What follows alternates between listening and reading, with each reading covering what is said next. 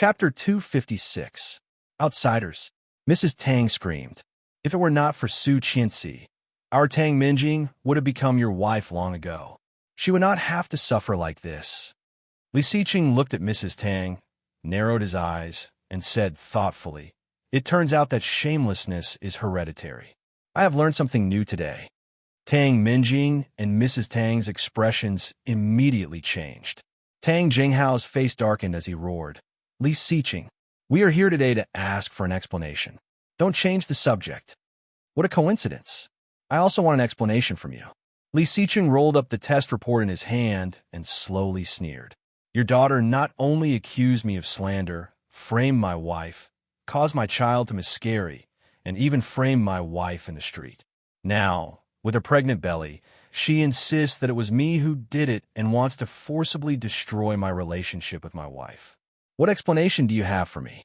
Although he had gotten justice one by one, he had not only screwed up Fu Zetian, but also shut down Tang Minjing and the Tang family's companies one by one. He had also made Tang Minjing use all her tricks, but in the end, she reaped what she sowed. However, since they had come to him, there was no reason for him to let them go. Tang Jinghao did not expect to be accused by Li Xiqing before he could say anything. Hearing Tang Minjing's accusations, he looked at his daughter. Tang Minjing noticed that her father was shaken. She immediately gritted her teeth and sobbed. "Li Xiqing, you know very well whether it was you or not. If it were not you, do you think I would have let that person touch me? If it were not your child, do you think I would have kept it? You know I like you. That's why I did this, Brother Xiqing. Then let's do a blood test." Li Xiqing's face was cold, indifferent to her words. He looked at his father and said, "Let's do a DNA test to prove your son's innocence." No one would be willing to bear such a heavy responsibility for nothing. Li Xiao knew his son's character very well. Although he was not a gentleman, he dared to admit what he had done. If he said he did not, then he did not. However, lie detector. How do you explain that? Tang Jinghao was furious. A woman is willing to be with you and give birth to your child. You not only denied it, but also humiliated her in such a way. Li Xiqing, you are an animal. Then what's the one who wants to rely on the beast wholeheartedly? Tang Jinghao was speechless and trembled with anger. After a long while, he cursed, "You are an asshole.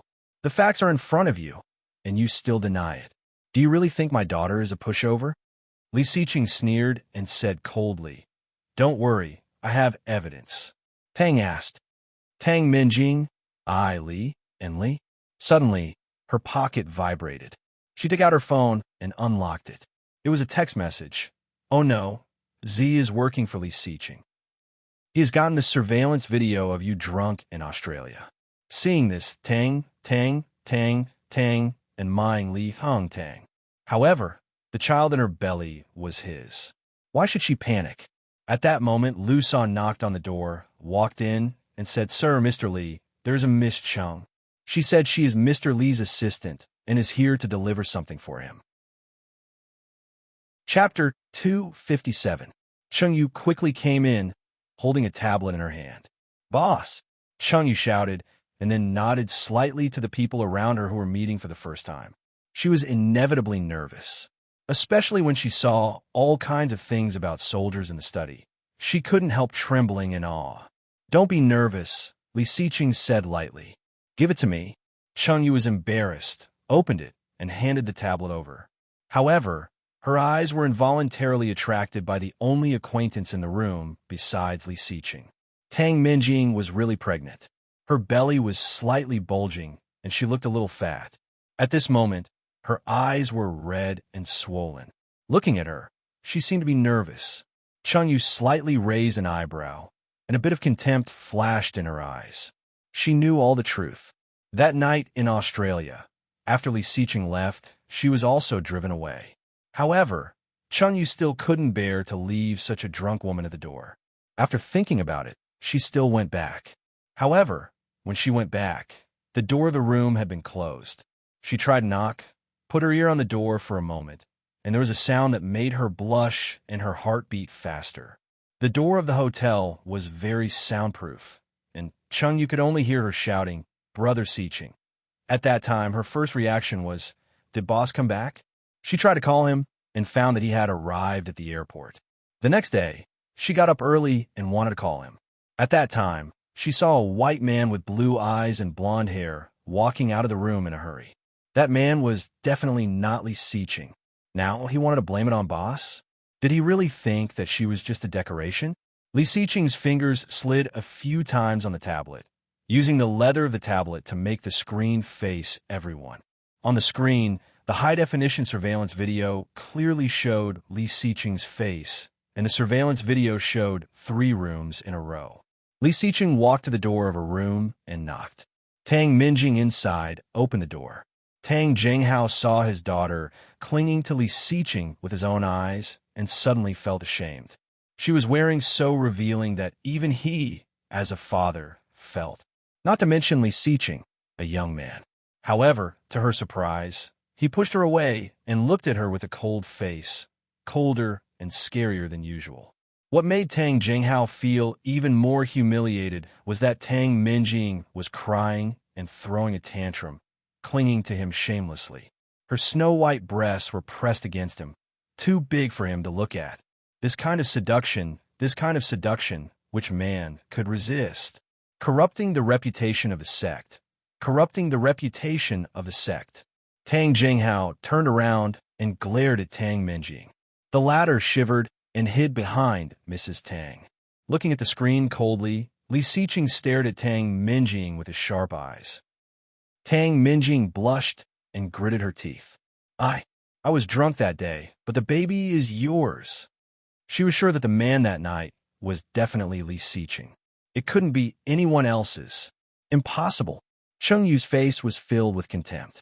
Death was at hand, yet he was still so stubborn. But in front of the Tang family, he couldn't show it too obviously. Chapter 258. The sudden black screen made both Li Siqing and Cheng Yu dumbfounded. What happened? Cheng Yu was a bit dazed, taking the tablet and turning it around. There was power and it was full. However, after looking through the entire folder, she could not find the video that she had painstakingly cut from Australia. What happened? Cheng Yu looked dumbfounded. It was playing just now? Why did it suddenly stop? The video was at a critical moment. After Li Siqing was dragged into the room by her that day, he had pushed her away and left before he could even step into the room. However, the video stopped at this part. In the eyes of those who did not know the truth, it was too easy for them to imagine. The atmosphere around Li Siqing suddenly became cold, and he said in a deep voice, "Solve it." Cheng Yu shrunk her neck and said, "I'll call Luo Zhan." "Ask." Thinking about it, she said, "I'll pick it up." When she called Luo Zhan, he was sleeping soundly. Seeing it was Cheng Yu, he immediately picked up the phone and shouted, "Hey, Cheng, did you miss me?" Li Siqing was immediately disgusted. He grunted coldly and said, "Yes, I missed you." Luo Zhan suddenly shivered, sat up, and said, "It's you. Oh, look at my old eyes. I thought it was Assistant Cheng." But when he took it out, it was Cheng Yu. Luo Zhan wondered why Li Siqing would call him with Cheng Yu's phone. "What about the thing I asked you to do?" "It's done." "Did Assistant Cheng give it to you?" "Yes." "Then, that's it. Gone." Luo Zhan was silent, and he had a faint ominous feeling in his heart. "What happened?" Li Siqing briefly explained, and Luo Zhan immediately turned over and turned on the computer. When he turned it on, he saw the blatant provocation on the computer screen, which made Luo Zhan furious. "Top Hacker Z, welcome back." Behind it was a big smiley face. "Damn." Luo Zhan was furious. "I was hacked." Then, she ignored Li Siqing and started typing on the keyboard. The thief who invaded his computer acted very poorly. It could be seen that he had tried his best to hide his whereabouts, but in Luo Zhan's eyes, there was still nowhere to hide. Luo Zhan easily found the IP of the intrusion. He hacked in and found that this person turned out to be one of the few IPs he had tracked. A gunman hired by Tang Minjing? F***CK. Luo Zhan was furious. "It's this guy again." Li Siqing's face darkened and he asked in a deep voice, "Where is the video?" "Video?" Luo Zhan's eyes widened, and he immediately clicked into the encrypted folder. "It's over. I've been infiltrated." Luo Zhan was too conceited and did not set the firewall high. Instead, he set a small trap in the firewall. He didn't expect that this person would so brazenly hack into his account and destroy his video, even if he had to risk the possibility of being discredited. Luo Zhan was going crazy. What should we do? The video is gone. Li Xiqing chuckled in a low voice, but there was an indescribable gloominess and danger in his laughter. Luo Zhan shivered. He knew that Li Xiqing was really angry. Cleverly, he shouted, "I'll go steal another one. Wait for me for 10 minutes. No, 8 minutes, 7 minutes." As he spoke, he put down the phone and climbed over the wall to find the hotel. However, the folder that should have stored the video of that day was empty. Chapter 259. Hearing Luo Zhan's curse, Li Xiqing already knew what was going on. Holding Cheng Yu's cell phone, the more he held it, the tighter it became. His face was so cold that Cheng Yu took a step back. It's over, it's over." Li Xiqing was really angry this time. Even Cheng Yu had never seen him so angry. Did Luo Zhan really make a mistake at this moment? Seeing Li Xiqing's expression, Mrs. Tang sneered smugly in her heart. "Is this your evidence? I saw with my own eyes that you went into my daughter's room. The video just now happened to be cut off at that place, so the result was self-evident." Li Xiao was disappointed, slammed the table, and roared, "Li Xiqing, kneel!" Li Xiqing threw the cell phone back to Cheng Yu. Although his face was gloomy, his tone was indescribably calm. "You go back first." Cheng Yu heard that and hurriedly nodded, running away. Li Xiqing's father was even scarier than Li Xiqing. Sure enough, the boy still needed to be punished. However, would Li Xiqing really kneel? If he did, wouldn't he be admitting that he was innocent? The more Cheng Yu thought about it, the more she felt it was inappropriate. After thinking about it, she picked up the cell phone and called Su Qianzi. After Cheng Yu left, Li Xiqing closed the door of the study, turned around, and walked to Li Zhao's desk. "Not me." Li Xiqing's eyes were firm, but there was a hint of mockery in them. "You are my father. If you ask me to kneel, I dare not refuse, but then kneel." Mrs. Tang was furious. "You little bastard." "Bah! Shut up." Tang Jinghao stopped her, but seeing Li Xiqing like this, he felt indescribably happy. Wasn't the boy very capable? Let his father deal with him. Unexpectedly, Li Xiqing did not kneel. Instead, he stretched out his long fingers and slowly unbuttoned his suit, as elegant as a gentleman about to attend a ceremony. His eyes were cold and deep, and his face was not very good. However, every move of hers was indescribably graceful. Tang Minjing was so excited that she covered her belly with her hand. It was great that she was pregnant with his child. Li Xiqing took off his suit jacket, threw it on the ground, and said, "Come on." Li Xiao was a little stunned, but then he seemed to think of something.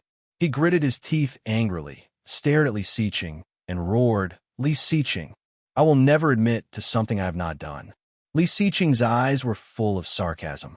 "You know that, don't you? The descendants of the Li clan could not disobey the orders of their elders. If he disobeyed, he would be punished according to the family rules." Li Xiqing was ready to be punished by the family. Frightened, Qin Shuhua quickly shielded Li Xiqing behind her and said, Xiqing, let's talk this out. Don't make your father angry. Be a good boy and kneel down to apologize. I said it's not me. So, it's not me." Li Xiqing interrupted Qin Shuhua. "My last name is Li, and their last name is Tang. Why do you believe them instead of me?" "Mom, Dad, I'm very disappointed." Li Xiao was infuriated. He turned around and reached for the military whip behind his desk. Chapter 260. Looking at the military whip, Li Xiqing's eyes darkened. Tang Jinghao and his wife saw it and were amused. Tang Minjing panicked and shouted, "Uncle Li, don't." Years ago, he refused to follow Li Zhao's order to join the army. He knelt in the ancestral hall for a day and was whipped, but he did not change his mind. Li Xiqing was good at everything, but he was too stubborn. Once he made up his mind, even if you beat him to death, there would only be one result. The Tang family knew it, and so did the Li family. Li Xiao just wanted to scare him and did not really want to beat him. Seeing the obvious disappointment in his eyes, he felt bad. Holding the whip in his hand, Li Xiao deliberately waved it in front of Li Xiqing and said coldly, "Let me ask you again. Did you do it?" That was a military whip, which he had tasted before. It was very scary. One hit from the whip was enough to break his skin. The last time he was beaten, he had to stay in the hospital for half a month. However, he could not die. Looking at him and the whip in his hand, Li Xiqing said frankly, "I did not do it." His voice was very firm. Li Xiao's anger subsided. Swinging the whip, he said coldly, "Then let's do a DNA test." If his son said he did not do it, then he did not do it. A DNA test would make the Tang family give up. Dumbfounded, Mrs. Tang blurted out, "Stop." She had been looking forward to it for so long. Why would he stop? Li Xiao laughed and said, "He is not your son. Why do you care so much?" Mrs. Tang was speechless. She choked and then said weakly, "But your son?" "Yes, DNA test." Qin Shuhua was scared to death. She had been standing behind her son and almost cried. But now that Li Xiao had stopped hitting her, she was still scared. She sobbed and said, "I believe you. Don't make your dad angry. Be good." Li Xiqing reached out and patted Qin Shuhua's back. "It's okay. Don't cry." Feeling very upset, Mrs. Tang said, "Are you just going to let it go? Are you too blind? You saw your son enter my daughter's room with your own eyes. Don't you need to take responsibility? I only saw your daughter seducing my son." Li Xiao shouted coldly, "I will never allow such a woman to marry into the Li family. It's just a child. We don't even know if he belongs to our family. Even if he does, we can afford to raise a child." Qin Shuhua felt that something was off. "Li Xiao, women shouldn't interrupt when men are talking." Li Xiao glared at Qin Shuhua. Tang Jinghao trembled with anger and bellowed, "Good, good, Li Xiao, Li Xiqing. The evidence is right in front of you, yet you're still acting so shamelessly. I've really witnessed the extent of the Li clan's shamelessness. Didn't you want to do a DNA test? Let's do it. Amniocentesis will take 4 months. If we do it now." Tang Minjing's face was pale. "Then we'll wait for 4 months. Tang Jinghao roared, "Isn't it more than 3 months now? At that time, I will use that DNA report to slap you in the face." Saying that, Tang Jinghao walked out with his wife and daughter and ran into Su Qianxi, who was rushing back. Seeing Su Qianxi, the Tang family all looked unfriendly. Chapter 261. Hearing that, Su Qianxi felt as if her heart had been stabbed by a thorn, faintly aching. However, seeing the expressions of Mrs. Tang and Tang Jinghao, and then looking at Tang Minjing, Su Qianxi had a mocking smile on her face. Looking at her, as if she was looking at a fool, she asked in the same voice, "Do you think I will believe you?" Tang Minjing gritted her teeth and was about to say something, but Su Qianxi had already walked into the study. "I'm most afraid that you have been framed without knowing it." Li Xiao's voice came out. Su Qianxi paused when she was about to open the door. Li Xiqing was still calm, and his voice came out unhurriedly.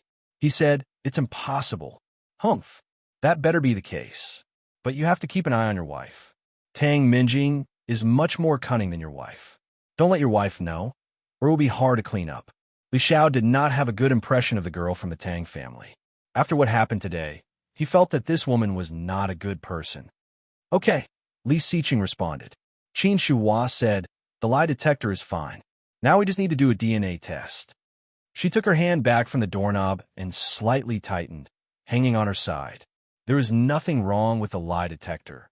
In other words, the child in Tang Minjing's belly was really Li Xiqing's. "Don't tell her what happened today," Li Xiqing said.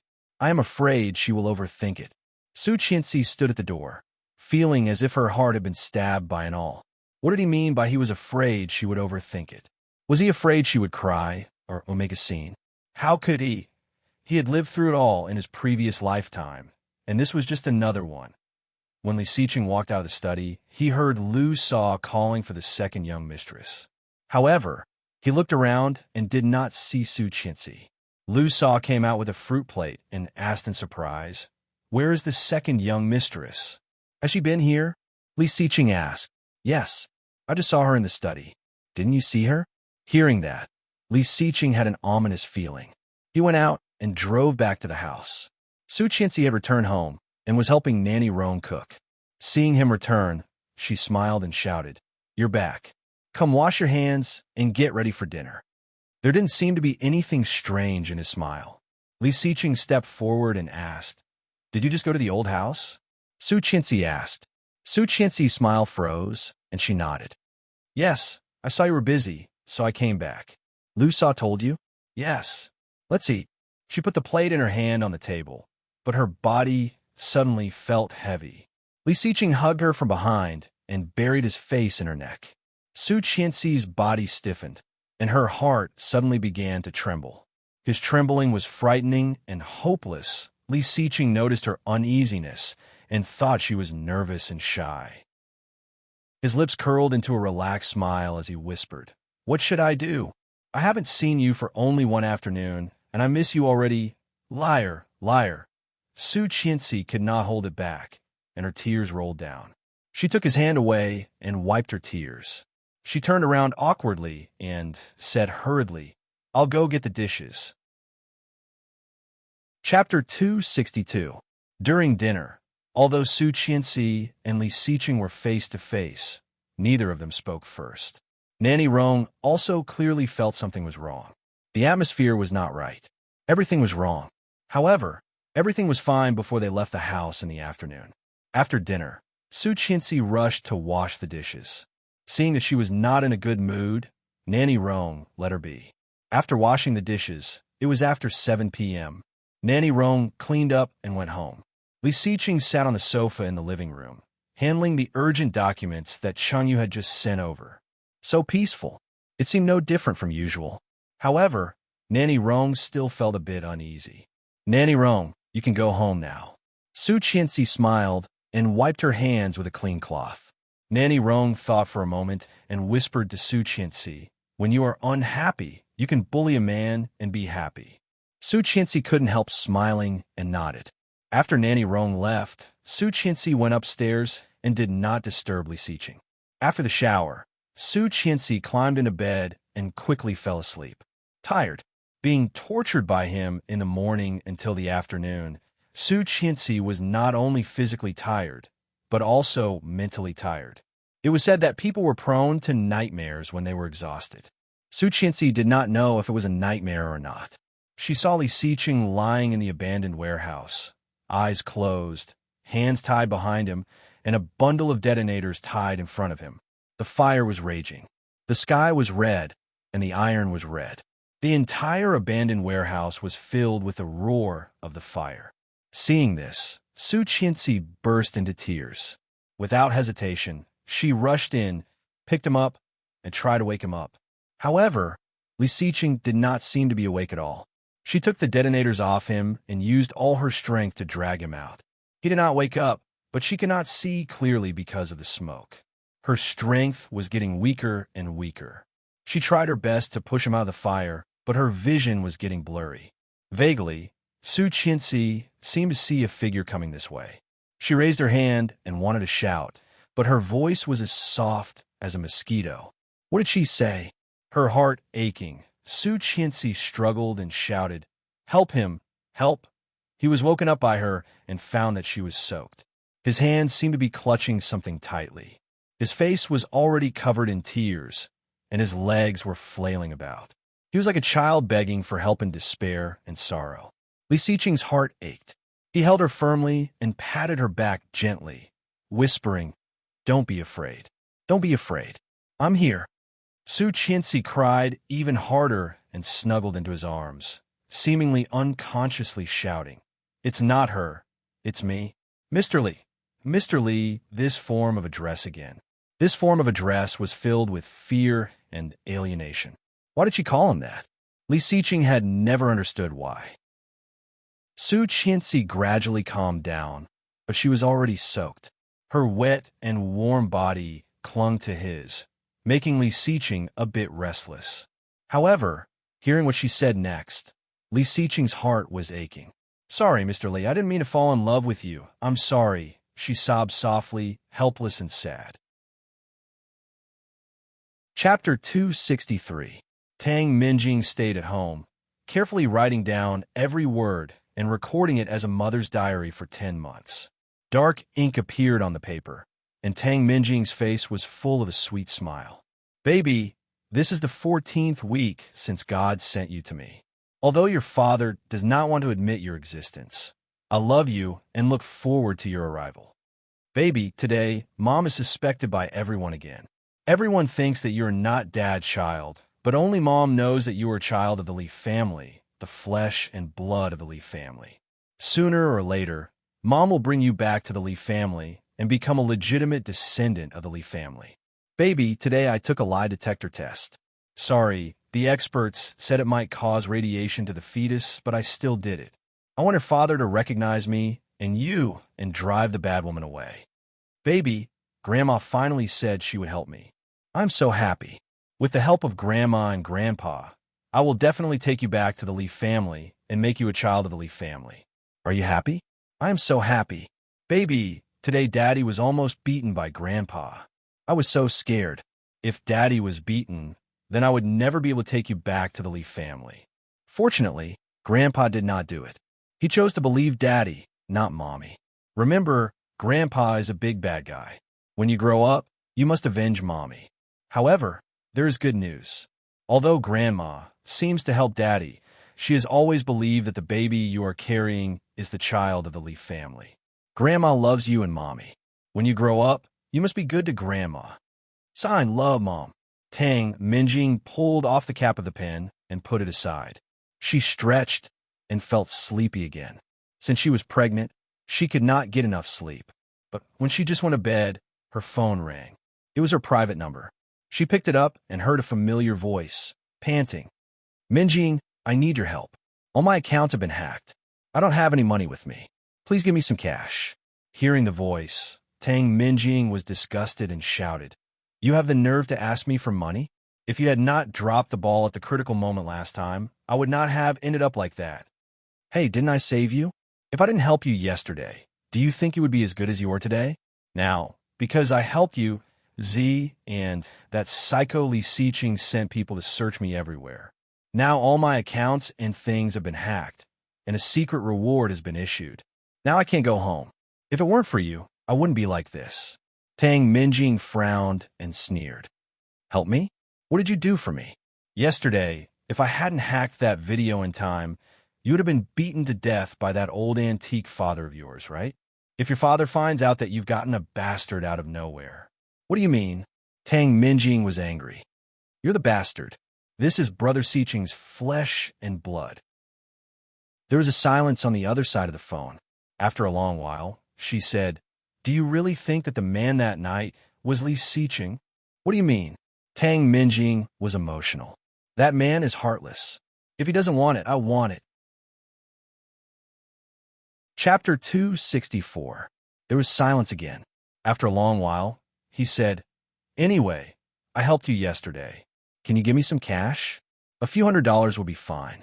Let me find a safe place to stay for a while. Li Xiqing is chasing me like a dog. Su Qianxi's face darkened. She looked at Su Qianxi. Tang Minjing was a bit disdainful, but she knew that the guy would not lie to her. Where are you? I will have someone send it to you.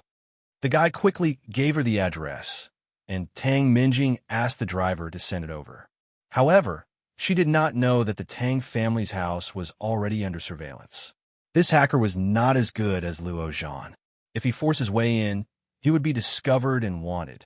He was Tang Minjing's gunman. When he was desperate, he would definitely come to her. Li Xiqing had calculated everything and asked Cheng Yu to arrange for someone to watch over the Tang family. As long as there was something wrong with the Tang family, Li Xiqing's men would immediately notice and report back to their superiors. Go after him. Cheng Yu only said one word. After that, he picked up his phone and dialed the big boss's number to briefly explain the situation. Li Xiqing's voice was cold. Find him even if you have to dig 3 feet into the ground. Yes, sir. After a day of classes, Su Qianxi saw Li Xiqing's black Maybach at the gate of the school. Her classmate recognized the car and said enviously, Your husband is here to pick you up again. Su Qianxi smiled, quickly walked over, and sat in the passenger seat. Why are you here? To take you back to the old house. Li Xiqing took her bag and helped her fasten the seatbelt. His voice was rare and gentle. Mr. Song is visiting Grandpa and Mom and Dad. Grandpa hopes that we can have dinner together. When the Maldives, Captain Lee had never thought about having dinner with Song Yifan. After the press conference a few days ago, his attitude toward Song Yifan had changed a lot. After all, their identities were different. Whether he was related to Su Qianxi or not, his attitude of protecting Su Qianxi was enough to earn people's respect. Back at the old house, Song Yifan was surprised to see Su Qianxi. Immediately standing up from the sofa, Song Yifan, who had always been elegant, was at a loss. He called, "Su Qianxi, you're back." She felt warm and nodded. "Yes, I'm back." Seeing this harmonious scene, Old Masterly smiled even more brightly and said, "Little Song, you and your daughter haven't seen each other for a long time, right? You two have a good chat. I'm going to lie down first. I'm getting old, and it's uncomfortable to sit for too long." As he spoke, he got up to leave. "Let me walk you there," Song Yifan suggested. "That's fine. You can have a nice chat with Su Qianxi. I can walk on my own." Captain Lee was a bit annoyed and walked away with his cane. Li Xiqing sat down with Su Qianxi. Song Yifan was obviously a bit nervous. Looking at Su Qianxi, he asked guiltily, "You won't blame me for what I said in front of the media that day, right? The situation was urgent, so I didn't think too much about it. It's okay." His indifferent tone was no different from usual. Song Yifan let out a sigh of relief. However, seeing her, he was still nervous and did not even know where to put his hands. Seeing the fruit on the table, he suddenly had an idea and said, "Are you thirsty? Let me peel an apple for you." Then he picked up the fruit knife on the table and picked up an apple that he had brought as a gift. He was about to peel it. "It's okay, Dad." Chapter 265. Seeing Song Yifan's reaction, Su Qianxi swallowed what she was about to say. Feeling embarrassed, Song Yifan blushed and quickly bent down to pick up the fruit knife that had fallen. However, the moment he bent down, his forehead hit the transparent glass of the table, making a clear dong sound. Su Qianxi was shocked and asked, "Are you okay?" Song Yifan felt even more embarrassed. His face was as red as when he performed on stage for the first time. Shaking her head, Su Qianxi looked at his hand and exclaimed. Song Yifan looked down and saw the red liquid coming out of his hand. It turned out that he had been caught off guard and held the fruit knife the wrong way. His palm felt a little itchy when the knife was facing him, but it didn't hurt much. However, Su Qianxi reached out and took the fruit knife from his hand. She complained, "How could I not be careful?" Su Qianxi sat across from Song Yifan. The coffee table was not big, and Su Qianxi could easily reach his hand. Looking at his palm, Su Qianxi saw that his palm had been dyed red with blood, which looked a bit scary. Li Xiqing was a bit jealous. However, seeing Song Yifan's silly look, he could not help but sympathize with him. "Forget it. Just this once." "Lu Saw, bring me the first aid kit," Li Xiqing called. Lu Saw quickly brought the kit over. Seeing the blood on Song Yifan's hand, she gasped and said, "How did you get hurt? Wrap it up. I can do it myself." "Thank you." Song Yifan smiled gently. Compared to when he was with Su Qianxi, he was much more indifferent. However, when he looked back and saw Su Qianxi looking for medicine in the first aid kit, he immediately returned to his silly look. Su Qianxi found a Band-Aid and carefully stuck it on his hand. However, after she did it, she found that Song Yifan's eyes were slightly red. Song Yifan blinked. Seeing her look up, he smiled and said, "Thank you, Su Qianxi." Su Qianxi smiled. "You're welcome. We are father and daughter, aren't we?" Hearing that, Song Yifan's slightly red eyes suddenly became even redder, and there was a clear layer of tears in his eyes. But very quickly, he suppressed it. His voice was extremely low, and with a feeling of oppression, he said, "Yes, father and daughter." Taking a deep breath, Song Yifan realized that he was not calm enough. He stood up and said, "I'm going to the bathroom. Over there." Li Xiqing pointed in a direction. Song Yifan quickly turned around and disappeared around the corner. Seeing Song Yifan's look, Su Qianxi's eyes became a bit red. Seeing her strange look, he asked in a low voice, "Do you want to go to the bathroom too?" She glared at him and pushed him away. Li Siqing smiled, reached out to rub her hair, and whispered, "He is very happy." "Me too." Su Qianxi's eyes were red as she looked up at him. "I have a father too." Li Siqing smiled and pinched her face. "And me." Song Yifan sorted out his emotions and looked much calmer after he came back. After having dinner with the Li family and confirming their relationship, Song Yifan left with satisfaction. Chapter 266. Boss, we didn't catch him. He ran away. Hearing that, Li Siqing became cold and asked in a deep voice, "You didn't ask them to help?" "Yes." Cheng was a bit embarrassed. "But I was cheated." Li Siqing was silent for a moment. Cheng Yu's heart was pounding, and she quickly said, "But I took a picture of him. Didn't Luo Zhan hack his computer? We should be able to find out his identity." "Okay, send it to me." "Yes, sir." He hung up the phone and received a text message from Cheng Yu. He opened it and downloaded it. It was a young man, looking a little flustered, but his facial features were clear. Su Qianxi accidentally saw it, and her heart skipped a beat. Her pupils suddenly shrank, and she blurted out, "Rong Rue." Li Siqing looked over curiously. "Do you know him?" "This is Tang Minjing's shooter?" Li Siqing nodded. Su Qianxi's heart was pounding. It was him, Rong Rue, Cheng Yu's husband. But why did Rong Rue become Tang Minjing's target and the main force of Tang Minjing's previous plan to destroy her? However, when Rong Rue pursued Cheng Yu, he was very enthusiastic. In the end, he won her heart and gave birth to a lovely daughter. How could he be related to Tang Minjing now? In the fire, Su Qianxi had seen him, but she had always thought it was an illusion and never suspected him. Now, thinking about it, variables. There were too many variables in this life. There were always two lines in Su Qianxi's mind. They were clearly close, but they could not connect. Why was Rong Rue on the same side as Tang Minjing? Why did Rong Rue pursue Cheng Yu?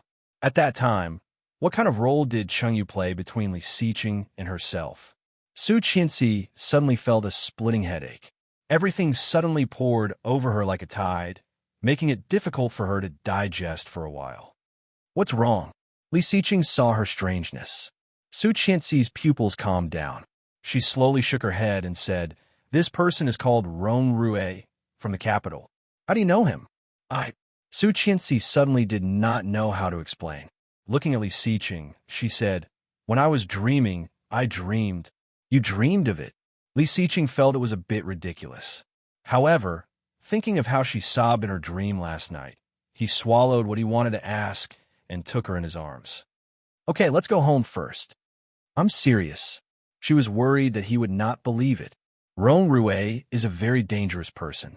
He will hurt us. You must be careful of him." And Tang Minjing. They are in cahoots. And Cheng Yu. Cheng Yu? What does this have to do with her? She nodded and grabbed his sleeve, fearing that he would not believe her. Blushing, she looked into his eyes. He has a good relationship with Cheng Yu. So, as he spoke, the distance between them grew closer and closer. Today, she was wearing a pink round-neck dress. He was a head taller than her, and from his angle, he could clearly see her beautiful and delicate collarbone. There were faint marks on it. Chapter 267. Li Siqing's eyes darkened. He lowered his head and kissed her lips. Caught off guard, Su Qianxi stared at him with her eyes wide open. However, her lips and teeth were soon pried open. A strong arm wrapped around her waist and held her firmly. His kiss was very light and soft. Su Qianxi only felt that there was a feather gently tickling her heart, and her heart was intoxicated beyond belief. "Ouch, ouch!" Captain Li's voice came out. Su Qianxi suddenly opened her eyes and pushed him away out of reflex. Her face suddenly became hot. Turning her head, she saw the teasing smile on Captain Li's face and blushed even more. She called, "Grandpa, I understand. Young people are always hot, but you should pay attention to the occasion." Su Qianxi's face became even hotter. Looking up, she saw the smile in his eyes. She gave him a stare and pinched his hand. "Don't laugh." However, Li Siqing smiled even more brightly. Taking her into his arms, He looked at Captain Lee and said, "Grandpa, let's go back. Go, go, go. It's late. Time to go. Late at night. What did that mean?" Su Qianxi suddenly felt that she was not pure. She struggled in his arms, but he did not let go. He said, "Yes, it's late. Grandpa, rest early. We will go back to sleep." "Okay, make a baby for Grandpa to hold." "Okay." Su Qianxi blushed even more. Unable to break free, she simply buried herself in his arms and pretended to be dead. Li Xiqing carried her in his arms and said, "Let's go home and make a baby." "Stop it. That's so embarrassing." Su Qianxi wanted to cover his mouth. Captain Li laughed. Li Xiqing directly carried her, opened the door of the passenger seat, and put her in. However, just as he opened the door of the driver's seat, a slender and elegant figure appeared in front of him not far from the car. Tang Minjing saw Li Xiqing put Su Qianxi in her seat with her own eyes. She pinched her arms and almost bit her lower lip. Noticing that he had noticed her, the jealousy in her eyes suddenly disappeared. She forced a smile and said, "Brother Xiqing, I have something to tell you." He did not even bother to roll his eyes at her. Sitting in the driver's seat, he drove away. Tang Minjing's face was covered in exhaust. Her fingers dug deep into her arms, and she was even angrier. His phone rang. It was an unknown number. It must be that useless Rong Rue again. Tang Minjing hung up and turned off her phone. Holding the phone, Rong Rue stood on the side of the road, his heart sinking. "Useless cousin, she is just a woman that Li Xiqing doesn't want. If your family knows that you are working for this woman instead of going back to inherit the family business, they will definitely kill you." An enchanting woman yawned. Her long nails were painted with red nail polish. "Why don't you go back and be a good young master?" "How good would that be?" "Shut up." Rong Rue clenched his phone and threw it on the ground. "Rong Anna, it's none of your business." Rong Anna touched her nose, feeling a bit embarrassed. "Well, it's my fault. Where is Aunt Rong Xian?" "Waiting for you at home, and my father and your parents." Chapter 268. However, Rong Rue soon stopped. Turning his head, he looked at Rong Anna and said, "Lend me your phone. You want to smash it again? Text me." Rong Anna reluctantly threw the phone to him. He quickly entered a string of numbers and wrote, "Minjing, I need to go home for a while. I will come back as soon as possible. Don't miss me, Rong Rue." After sending it, he deleted the message and returned it to Rong Anna. Then he got in the car and went back to the Rong family. Rong Anna did not have to look to know who the message was sent to. She sneered and said disdainfully, "You must have been kicked in the head by a donkey." When she got home, Nanny Rong had already left work. She entered the password and entered the door. He parked the car and followed. At the door, he hugged her. Feeling his body close to hers, she blushed and rubbed against him. "We're still at the door. Be careful." Li Xiqing held her in front of him with one hand and pushed her into the door. Closing the door behind him, he whispered in her ear, "Who dares to look?" Su Qianxi blushed even more and wanted to escape. With a scream, she was already in the air. Her body was lifted, and she only felt dizzy. When she came back to herself, her back had fallen on the soft European-style leather sofa. Su Qianxi thought of the craziness yesterday and felt a little scared. She resisted and pushed him away. She tilted her head and panted, "Let's take a shower first." He couldn't help it, but she was so scared. It must be because of yesterday's intemperance that made her uncomfortable. Pulling her up, Li Xiqing held back his discomfort and zipped her up before he got up and said, "I'm going to take a shower first." Su Qianxi blushed, nodded, and whispered, "Be careful of the temperature. It was already autumn, and she would catch a cold if she took a cold shower." Seeing her like this, Li Xiqing wanted to press her down and ravage her. However, there was still a long way to go. If he scared her, it would be bad. Just after he went upstairs, Su Qianxi's phone rang. It was from Kingstown First Hospital. "Is this Miss Su?" "Yes. It's like this. A few days ago, your friend, Mr. Liu's wound hasn't healed yet, and he needs continuous anti-inflammatory injections. However, Mr. Liu disregarded the doctor's advice and insisted on leaving the hospital. I hope you can persuade him. It wouldn't be good if the wound got infected." Liu Yihan was discharged by force. Why? I'm not sure, but he's not in good condition right now. He had a fever when he was discharged. I hope you can bring him back, or the consequences will be unimaginable. All right, I understand. Thank you for your hard work. Thank you. Hanging up the phone, she called Louis Hahn, but his phone was turned off. He was still running a fever when he was discharged. Was Louis Hahn a fool? Su Qianxi felt a little angry. This guy was really brainless. His phone was turned off, and he was discharged early. Su Qianxi's heart was in her throat. Her first reaction was to look for him. However, Li Xiqing always had an inexplicable hostility toward Louis Hahn. If he knew that she wanted Louis Hahn, would he think too much? Would he be angry? Thinking of this, Su Qianxi felt a bit annoyed. Chapter 269. When he was discharged, he still had a fever. Was Louis Hahn an idiot? Su Qianxi felt a bit angry. This guy really had no brains at all. His phone was turned off, and he was discharged early. Su Qianxi's heart was suddenly in her throat. Her first reaction was to go to him. However, Li Xiqing always had an inexplicable hostility toward Louis Hahn. If he knew that she wanted Louis Hahn, would he think too much? Would he be angry? Thinking of this, Su Qianxi felt a bit annoyed. Thinking about it, she still went upstairs.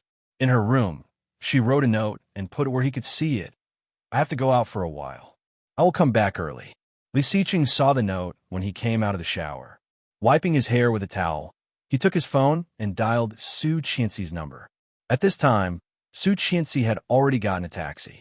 When she received his call, she felt a bit guilty. What's the hurry? It's so late. Li Xiqing sounded a bit reproachful, but there was more pity in his words. Su Qianxi felt even more guilty and said, "One of my close friends broke up in love. I am going to comfort her. After all, she is good to me, okay? Come back early." Li Xiqing did not ask more and hung up. He casually pulled over a robe and put it on, then walked into the study. In the study, there were hundreds of urgent emails that he needed to deal with. He turned on the computer and dealt with business in an orderly manner. It was past 10 p.m., and Su Qianxi was still not back. It had been more than 2 hours since she went out. He dialed another number, but it did not go through this time. On the second call, Su Qianxi picked up the phone. She sounded a bit breathless. "Hello, where are you? I will pick you up." It was very late. Li Xiqing got up and was going to the bedroom to find clothes to change into. Su Qianxi quickly responded, "It's okay. I'll go back in a bit." "Oh." She let out a scream, sounding a bit frightened. Li Xiqing vaguely felt something was wrong and asked, "What's wrong?" "Nothing. My friend is drunk. I will go home after I take her home. Don't wait for me. You go to sleep first. I will pick you up. Give me the address." "No need. I'll be quick." "All right." Li Xiqing did not insist, but he still changed his clothes in case of an emergency. After changing, he went to the study again to deal with the unfinished work. He opened his mailbox, and a new email came in at the same time. The title was eye-catching. Mrs. Li's night meeting with her boyfriend. "Mr. Li, are you cuckolded?" His face suddenly darkening. Li Xiqing clicked on it and saw a small forest at first glance. Just in front of the bushes, Su Qianxi got out of the taxi, still wearing the clothes she had worn today, carrying a small bag. In the second photo, Su Qianxi was walking into a community, and this community, it was where Lu Yihan lived. There was a fire in Li Xiqing's heart. He tightened his grip on the mouse, his veins bulging. Pulling it down, she climbed the stairs. Then, Lu Yihan opened the door for her. He fell into her arms, and she helped him into the house. Classmate? Has he fallen out of love?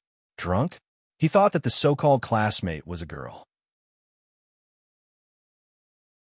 Chapter 270. When she was on the phone, she gasped abnormally and exclaimed. When he did that to her, he suddenly became furious and waved his hand. The computer screen fell to the ground, making a crisp sound. Su Qianxi. Su Qianxi went to his house and rang the doorbell, but no one answered the door. Then she searched all the places he might have gone, but did not find Louis Hahn. Finally, she went back to his house. After pressing the doorbell twice, the door opened. As soon as the door opened, Su Qianxi smelled a strong smell of alcohol. She did not expect that Lu Yihan was still drinking like crazy when he was injured like this. When Lu Yihan saw her, he chuckled. Qianqian, it's actually Qianqian. Why are you here? Lu Yihan hit her with a drink, and Su Qianxi avoided it in disgust. However, the next second, Lu Yihan's body had fallen. She hurried to hold him and found that his body was shockingly hot at the moment. Su Qianxi was shocked and exclaimed, "Do you want to die? Let's go. I'll take you to the hospital." Lu Yihan did not give up. Leaning on her shoulder, he took a greedy breath and said drunkenly, "No, I don't want to go to the hospital. It's too depressing. I feel like I can die there." Su Qianxi did not notice his strangeness. Hearing what he said, she was a bit angry. "Do you want to die? You are already injured and have a fever. Instead of resting, you are still drinking." Su Qianxi wanted to slap him, but no matter how she dragged him, he was holding the door handle tightly and could not move. She had to help him in. Closing the door, Su Qianxi rummaged through his room but could not find any cold medicine or antipyretics. Instead, she found a bottle of alcohol. She dipped a towel in the alcohol and wiped his face. It was horribly hot. Su Qianxi was a bit panicked and picked up her phone to call an ambulance. However, when she just picked up the phone, Lu Yihan suddenly grabbed her hand. Su Qianxi was startled and her phone fell to the ground. "Qianqian, why didn't you wait for me?" Lu Yihan was very drunk. Seeing Su Qianxi in front of him, his eyes were blurry and his wounds were aching. He smiled and said, "Why didn't you wait for me? Is that man really that good? Li Xiqing, is he really that good?" Su Qianxi took his hand away. Although he was unconscious, he was very strong. Her phone rang at her feet. She glanced at it and saw the word husband flashing. She wanted to bend down to pick up the phone, but Lu Yihan wouldn't let go. He could only use his foot to hook the phone. When he finally hooked it, the phone had already stopped ringing. Lu Yihan grabbed her hand and did not let go. He was talking nonsense with his eyes closed, and his whole body was red. The phone rang for the second time, and she quickly answered. After dealing with Li Xiqing, she dialed 120 and gave the address. Her hand was tightly held, so she simply sat on the ground and waited for the ambulance. However, the ambulance did not arrive. Instead, an unexpected person arrived.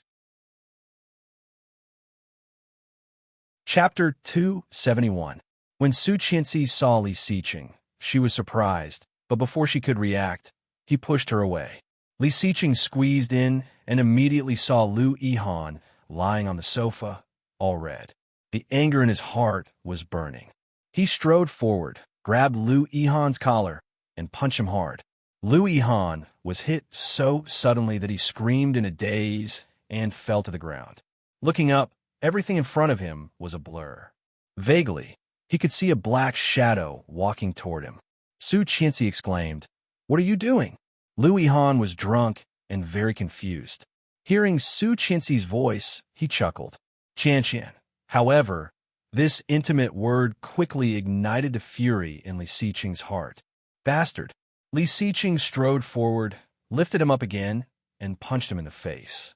Lu Yihan's face quickly swelled. His teeth were almost knocked out, and blood oozed from the corner of his mouth. Lu Yihan fell to the ground again. His wound was torn open, and bright red blood oozed out. Su Qianxi's heart almost jumped out of her chest. She hugged Li Xiqing's waist with all her strength and cried, Don't hit me." Li Xiqing clenched his fists and did not notice that the other side of Lu Yihan's body was bleeding. Noticing that the person behind him was actually worried about the guy in front of him, the anger in his heart burned even more irrationally. "Let go. Don't hit me. Don't hit me." Su Qianxi sobbed and cried. "It's not what you think. I just don't want you to think too much, so let go." Li Xiqing did not want to listen to her explanation anymore. He forcibly pried her hand away and pushed her. Su Qianxi stumbled. When she came back to herself, Lu Yihan's scream was heard again. Li Xiqing's strength was great. As the third generation of the Red Army, his family had been very strict with him since he was a child. And now Lu Yihan was a seriously injured otaku. How could he be his opponent? She panicked and quickly got up. Without paying attention, she tripped over the sofa and fell to the ground. However, it was too late for her to stand up again. She crawled behind them, ignoring Li Xiqing's fists, and stood between them. In front of her, a big fist fell like a meteor. Su Qianxi had goosebumps all over her body. Looking at his fist, she did not dare to move. Li Xiqing did not expect her to suddenly come in. His fist, full of explosive power, stopped in the air. Out of the way. Su Qianxi's eyes were full of tears. Looking at his obviously angry face, she shook her head, and tears suddenly fell. She whispered, "You will kill him." Hearing that, Li Xiqing suddenly felt it was very funny, but his heart was cold. Cold. A bone-chilling aura emanated from him. Su Qianxi couldn't help feeling scared. Li Xiqing was so scary. Chapter 272. Su Qianxi felt that her jaw was almost broken. It hurt. However, at this moment, she had completely forgotten how to react. Li Xiqing's attitude toward her was exactly the same as his attitude toward her during the period when Grandpa died in her previous lifetime.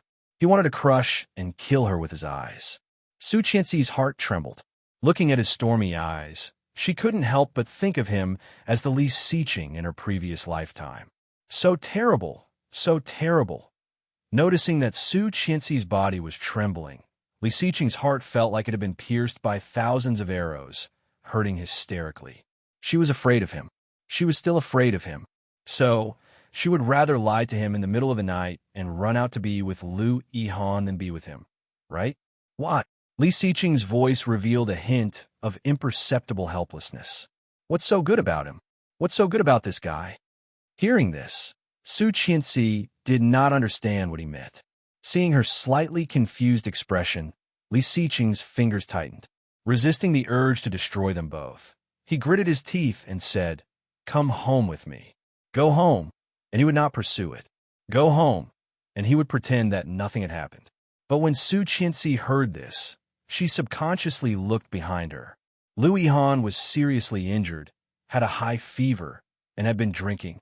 Now he was beaten like this by Li Xiqing. Seeing this, Li Xiqing's heart ached to the extreme. In front of him, couldn't she pretend a little? Could it be that the love and affection she had shown him before were all fake? Or did she like both of them and want both of them? Overwhelmed by anger, Li Xiqing's rationality was gone. Reaching out, he pulled her up from the ground and growled, "Let's go." Su Qianxi exclaimed and struggled to shout, "Wait a minute. Yihan is injured and has a fever." Li Xiqing squeezed her hand tighter. What should he do? He really wanted to strangle Lu Yihan so that she could completely focus on him, right? However, he could not. Lu Yihan deserved to die, but she would hate him. Resisting the urge to destroy him, he picked her up and walked to the door without saying a word. "Wait, Mr. Li," Su Qianxi exclaimed, subconsciously calling him by his nickname. He wanted to crush her in his arms. Walking faster, he quickly carried her downstairs. Su Qianxi panicked and was scared. She yelled, "If this goes on, he will die. In order to save me." "Shut up." He shoved her into the passenger seat, locked the door, and sat in the driver's seat. "Li Xiqing," Su Qianxi roared. "What did you call me?" Li Xiqing finally couldn't take it anymore. He suddenly approached her and pressed her shoulder hard against the back of the chair, gritting his teeth. Her name was Lu Yihan, and she always called him intimately Yihan. As for him, he would always be Mr. Li, who was so unfamiliar with him that he felt cold. Such a difference, such treatment, the importance of their status was obvious. But why? He was clearly her husband. Before Su Qianxi had time to speak, she heard his gloomy words. "It seems that you have not figured out who I am to you." Chapter 273. Su Qianxi exclaimed and subconsciously covered her body. However, there was a huge gap between the strength of a man and a woman. Su Qianxi's hand was pressed down, and Li Xiqing had already pressed her firmly against the back of the chair. Hot kisses covered the sky and the earth. Li Xiqing's strength was amazing, and he was so angry that he wanted to burn her instantly. Su Qianxi panicked and subconsciously wanted to resist. However, the more she wanted to break free, the more Li Xiqing wanted to press her down.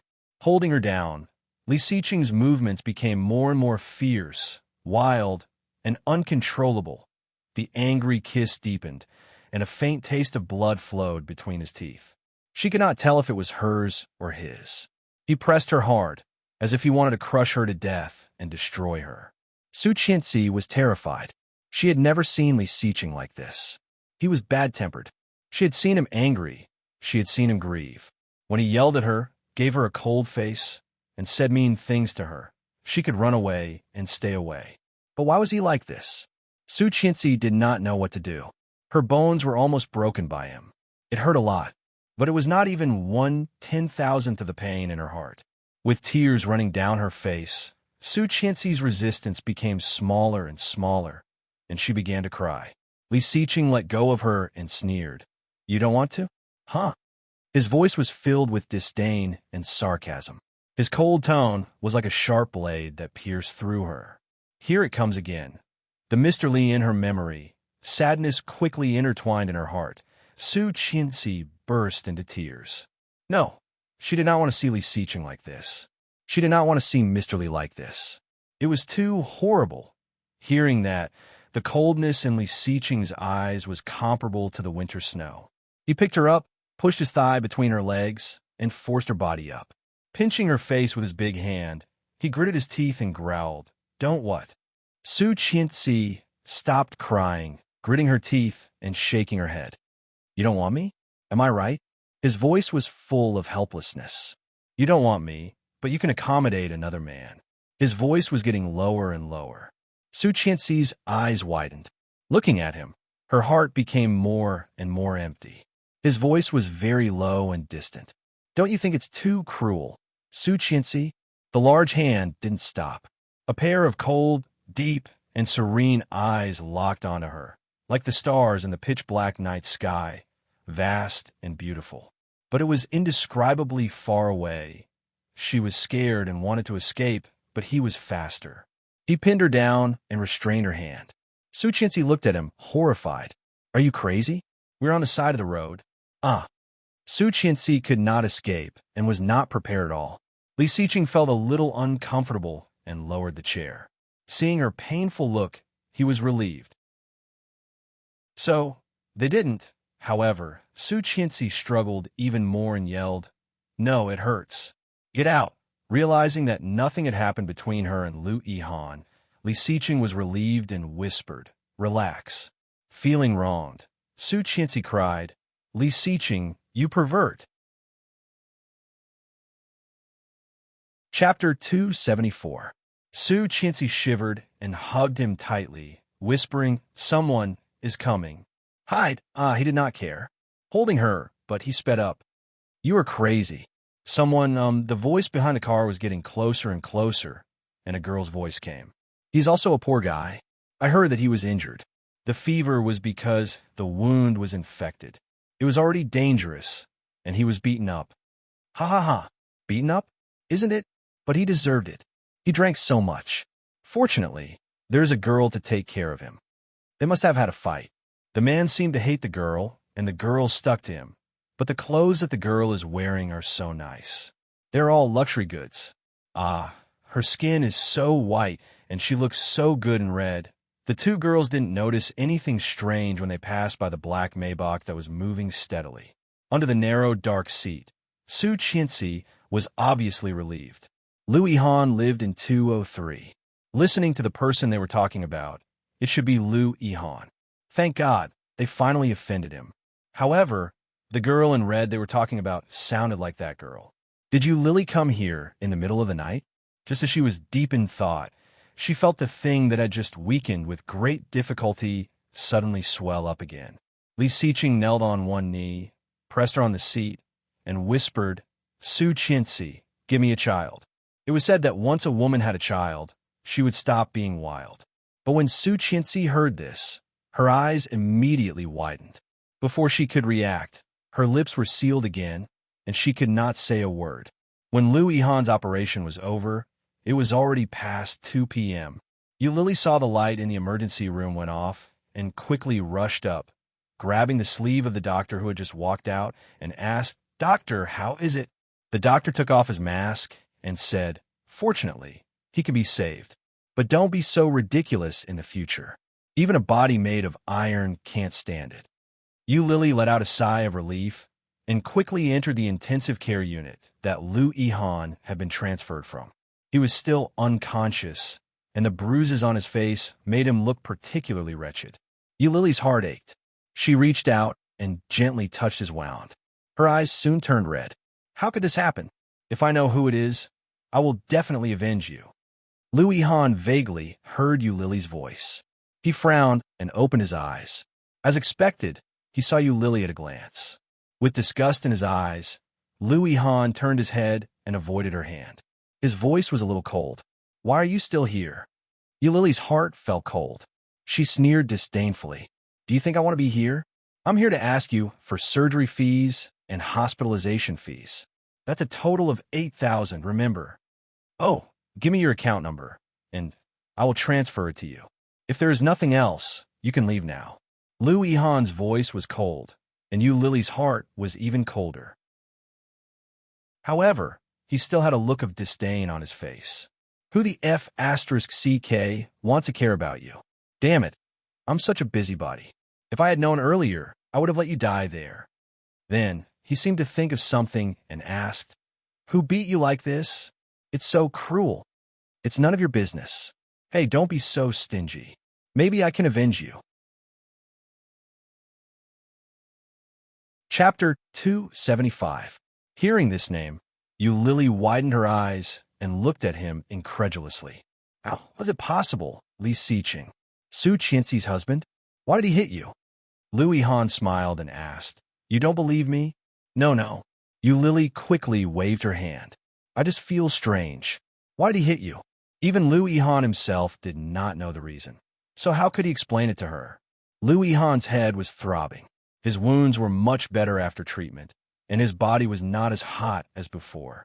However, he was still very uncomfortable. Too lazy to explain, Lu Yihan waved his hand and said, You go back. I will transfer the surgery fee to you. It's too late, and it's not convenient for a girl to stay here. It's okay. It didn't matter. But before Yu Lily finished her words, her phone rang. It was Ming. This was his fourth call that night. Pursing her lips, Yu Lily did not want to talk to him. Turning off the phone, she turned her head and found that Lu Yihan had closed his eyes, looking very tired. Reaching out to feel his temperature, Yu Lily's heart ached a little. She went out and asked the nurse on the night shift for alcohol and a towel to cool him down. Looking at Lu Yihan's face, Yu Lily's heart was indescribably empty. If she did not have a relationship with Ming for money, would she still have a chance with him? Looking down, Yu Lily regretted her decision. Now she was like a canary imprisoned by Ming, trapped in a luxurious cage. It looked good, but there was no freedom at all. How she envied Su Qianxi. Su Qianxi was simple and kind, completely different from her a vulgar and hateful gold digger. Her life was also impeccable. What made Yu Lily even more envious was that she had Lu Yihan's love. Great! Staying with Lu Yihan all night, Yu Lily did not know when she fell asleep. When she was woken up by the nurse, it was already past 9 in the morning. Lu Yihan was still sleeping. Stretching, Yu Lily stood up and turned on her phone. As soon as she turned it on, the phone rang. More than 50 missed calls, more than 100 text messages. Damn, F***king retarded. Yu Lily was speechless. As soon as she finished cursing, she received a call from that person. Hey, Yu Lily sounded impatient. Hurry up. Ming was silent for a moment. Then he sneered and said, Yu Lily, have your guts grown big? How dare you turn off your phone? What's wrong with turning off my phone? Who doesn't need to sleep? Yu Lily said matter-of-factly. Where are you going to sleep? Who are you sleeping with? Please, Mr. O, I'm not your girlfriend. Why you care so much? If you're not my girlfriend, then whose girlfriend are you? At most, we're just a money and sex transaction. Why are you so into it? Last night, I didn't want to do business with you. Did you have to be so persistent? You, Li, you. Ming was a little angry. Immediately, get your ass to the Shishan Villa area. I know. Damn it, you pervert. Yu Lily hung up the phone, but did not leave. Instead, she checked Lu Yihan's temperature. After confirming that his fever was gone, she asked the nurse to take care of him and walked away. However, just after Lily walked out, Lu Yihan had already opened his eyes and looked in the direction of her departure. He had long heard that she was a mistress of a young rich man, but he did not expect it to be true. Chapter 276. When Su Qianxi woke up, it was already the next morning, and Li Xiqing had already gotten up for work. Looking at the time, she was already late for school, so she skipped one class. Suppressing the feeling that his body was about to fall apart, he climbed up and reached out to pull a loose robe over himself. Stumbling into the bathroom, he found that his body was covered in bruises, and he looked very pathetic. Su Qianxi, give me a baby. Then, he did not stop for the whole night. She was so tired that she fainted in the car. When she woke up in the middle of the night, she was already in her own bed, but Li Xiqing still did not stop. Her body was sore, and her eyes were red and swollen. So miserable. Su Qianxi laughed at herself and prepared a hot bath for herself. Lying in the bathtub, she relaxed her body and fell asleep unconsciously. When she woke up, she was already lying in bed clean. Li Xiqing sat neatly on the edge of the bed, with a simple table in front of him, a notebook and a pile of documents on it. Noticing that she was awake, he glanced at her and continued to work. Su Qianxi looked at him, pursed her lips, and did not say a word. He thought that she had a shady relationship with Lu Yihan. Therefore, all night long, he humiliated her with Lu Yihan, wishing he could kill her in bed. However, she did not. Clutching the quilt tightly, she felt wronged. Pursing her lips, her tears were already falling. Li Xiqing heard her sobbing, and his cold eyes deepened. Putting down the documents in his hand, he said, so reluctant? Su Qianxi's heart felt like it was being squeezed by a big hand, suffocating. Shaking her head again and again, she sniffed and wanted to speak, but her throat was so choked that she could not speak. Li Xiqing turned around and half bent over her. Su Qianxi was startled, holding the quilt and stepping back, her red and swollen eyes wide. He still wanted to do it? However, Li Xiqing did not move next, looking at her with his deep cold eyes, and did not speak. Su Qianxi's heart was pounding. Looking at him, she said, first, Lu Yihan and I are just friends. There is nothing between us. So don't mind it, don't be angry. Hearing that, Li Xiqing's eyes darkened and her red lips pressed into a line. After a long while, she said, I'm sorry.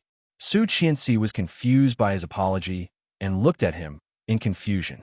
Li Xiqing did not explain and slowly leaned over. Seeing this, Su Qianxi stepped back in fear and almost cried. She begged, no. Li Xiqing felt a sharp pain in his heart and stopped moving. The feeling of helplessness in his heart grew stronger and stronger. He looked at her and whispered, let me look at you. You are hurt. No need, no need. Su Qianxi's tears fell. Don't come over, don't touch me, please. Last night, he had completely lost his mind. Fortunately, he asked Luo Zhan to trace the location of the email last night and found a private detective. Only then did he know that such a thrilling thing had happened to Su Qianxi. If it were not for Lu Yihan. Feeling scared, Li Xiqing sent someone to take down the private detective and collected evidence of Tang Minjing's cooperation with the detective agency. However, it couldn't overshadow the fact that he had already heard her. Chapter 277. After saying that, he really retreated and got off the bed. Seeing her obviously relieved look, Li Xiqing's heart ached even more. Guilt, self-blame, and remorse flooded over him, wrapping him tightly. However, he still did not show any of it on his face. Clenching his fists, Li Xiqing tidied up and left the room. His figure disappeared, and Su Qianxi felt like she had been drained of all her energy. She collapsed on the pillow, unable to summon any strength. For the next 2 days, Su Qianxi slept in the guest bedroom. She did not go to school. After Nanny Rong reported her situation to the old house, Qin Shuhua came to visit her once. Grandpa Li called Li Xiqing and scolded him, while Li Xiqing's father silently sent a bunch of gifts to express his apology. For the next 2 days, Li Xiqing did not go home, but stayed up all night at the company. Everyone in the company was forced to work overtime under the pressure of their boss. As the boss at the top of the company pyramid, his mind was busy, but his heart was nowhere to be seen. He thought that not seeing her would stop his heart from aching and feeling guilty. However, the more he could not see her, the more empty he felt. This time, he was wrong. After working overtime until 9 p.m., Li Xiqing got a call from Oming. Oming sounded a bit depressed. "Mr. Li, come out for a drink." Okay. It was rare for Li Xiqing to agree so readily. When Oming arrived at the destination, he was extremely surprised to see him. Holding a glass of whiskey in his hand, Li Xiqing raised an eyebrow when he saw Oming. "You are late." TSK. Oming looked like he had seen a ghost. "Usually, you're the one who is late. Every time, I have to persuade you to come out with me. What's wrong today? Are you in a bad mood?" Li Xiqing pursed his lips and did not speak, taking a sip of the strong liquor in his hand. Seeing him like this, Oming knew what was going on. He sighed and said, "We are all in the same boat." Taking the glass from the waiter, Oming took a sip and sighed. "What's wrong with you? Your wife won't let you sleep with her again?" Li Xiqing glared at him and drank the rest of the wine. He smiled bitterly and said, "I raped her." Oming spat out a mouthful of wine. His eyes widened as if he had seen a ghost. He blurted out, "F***CK? Are you serious? You're committing a crime against the law." Li Xiqing did not speak and poured himself another glass. "That's true, you brat. F***CK. Didn't you say that you're not a vile person? Didn't you say that you don't do things that violate morals and ethics? Although she's your wife, this is too much." Oming's face was full of anger. For someone like him, he never needed to be forceful. He had plenty of ways to make women obediently stick to him. Li Xiqing pursed his lips tighter and took a big gulp of liquor. In the blink of an eye, another glass was gone, and his red lips were red. Seeing this, Oming was secretly shocked. He reached out and snatched the wine glass from his hand. He shouted, "How much wine have you drunk? Stop drinking." Li Xiqing was a little tipsy. Hearing Oming's words, he was a little dazed and asked, "What should I do? She is afraid of me." "Nonsense." Oming wanted to give him a big eye roll. "You raped her. It would be strange if she is not afraid of you." "That's not the reason. She was afraid of him. She had always been afraid of him." Chapter 278. From their marriage until now, there had never been a time when he was not afraid. Was he really that scary? Li Xiqing was somewhat puzzled, reaching for the glass in Oming's hand. Unable to grab it, he simply picked up the bottle and drank it. Oming then found that the liquid in the bottle had already been reduced by more than half. Startled, she quickly grabbed the wine bottle from his hand and pressed him down on the sofa. "Waiter, take the wine away. If he continued to drink like this, he would die. This guy had a stomach problem, and sooner or later he would go to the hospital." Oming somewhat regretted asking him out for a drink. As a result, he did not complain about his troubles, but served such a big boss. "Are you F***king sick? Is this how you drink?" Li Xiqing was a bit dazed. Before Oming came, he had drunk half a bottle alone. However, his consciousness was very clear. There was no more wine, so he would not drink. Li Xiqing sat on the sofa, pushed Oming away, and asked, "What's wrong with you?" Every time Oming called him out, there must be something. It was either a good thing or a bad thing. "Hey, let me send you back. You are like this. What are you talking about?" "I'm not drunk." Li Xiqing looked at him seriously. Oming took a closer look, pursed his lips, and said, "What else can it be? That woman wants to run away again. I want to ask you, how did you coax your wife? Didn't you sign a divorce contract before?" Li Xiqing's originally tipsy eyes suddenly became extremely clear. Yes, the divorce contract. He actually completely forgot about this matter. Suddenly standing up, Li Xiqing did not want to stay any longer and said, "I have to go first. Let's talk about it another day." Oming was dumbfounded, staring at his back, and cursed, "F***CK." But soon he thought of something and chased after him. "How can you drive after drinking so much? I will drive you." Su Qianxi did not dare to see Lu Yihan, not even daring to call him. Although she was very worried, she still did not go to see him. The things in the guest bedroom were still the things she used before. She put up the small bedside table and turned on the computer to do her homework. She hadn't been to class for the past 2 days, so her classmates had sent her homework and taken notes for her. Although he was in a bad mood, he still had to continue his studies. Otherwise, if he failed at the end of the semester, he would lose a lot of face. Halfway through her homework, she felt thirsty. Putting on her shoes, she went downstairs to the kitchen. When she picked up a glass of water, she heard someone talking. It was Ming. Behind him was a tall and straight figure. It was him. Su Qianxi looked at them with a mouthful of water in her mouth and quickly swallowed it. She drank too quickly, and her throat hurt. "Hello, sister-in-law," Ming greeted. Li Xiqing saw her standing at the door of the kitchen in her white pajamas. His eyes narrowed, and he reached out to cover his eyes. Turning his head, he looked at her sharply. "Put on your clothes." She blinked and looked down at her pajamas. It was a very conservative and normal long-sleeved nightgown. Was there a problem? Seeing her confused face, Li Xiqing's eyes darkened. Glancing at the faint bruise, he reminded her, "Your neck."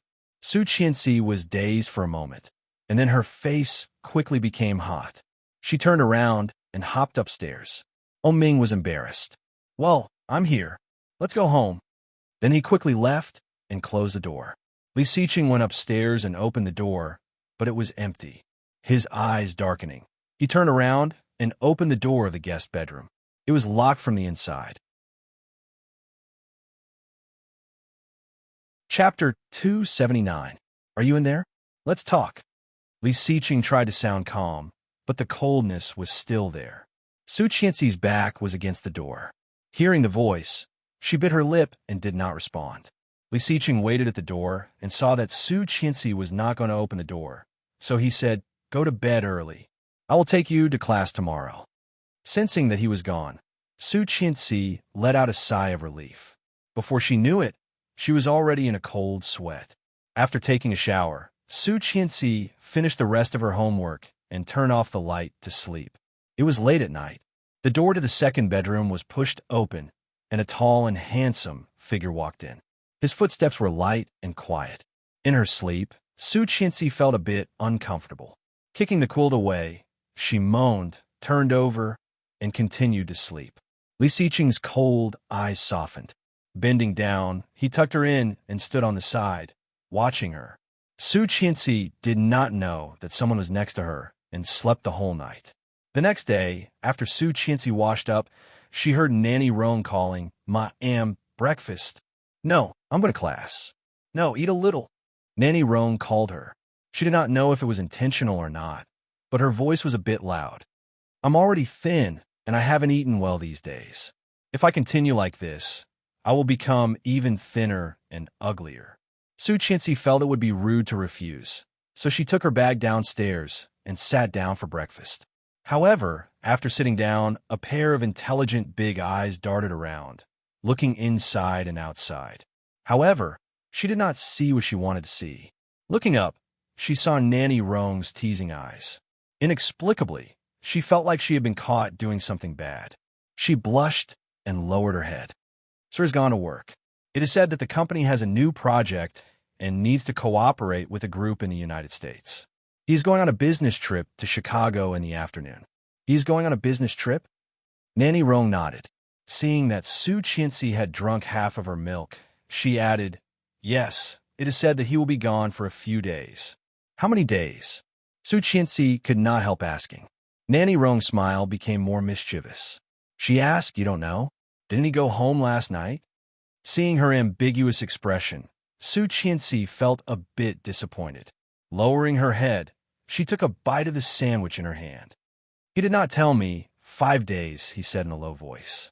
Su Qianxi stiffened and paused. She subconsciously looked at Nanny Rong. Didn't she say he went to work? How could Nanny Rong lie to her? Seeing this, Nanny Rong turned around and looked at the sky. "Oh, I'm going to do the laundry." He walked over and stopped in front of her. Looking at his watch, he said, "It's 7:30 p.m. I'll take you to school."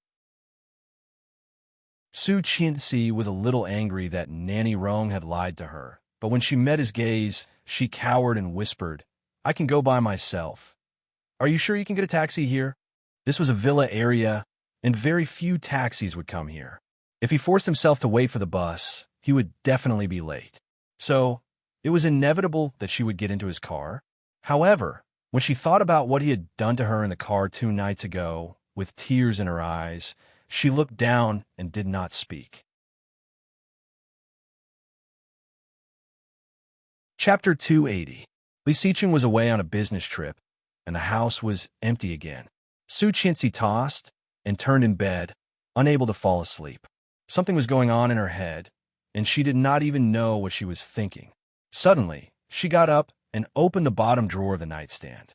Right there was a translucent file bag with a contract lying quietly inside.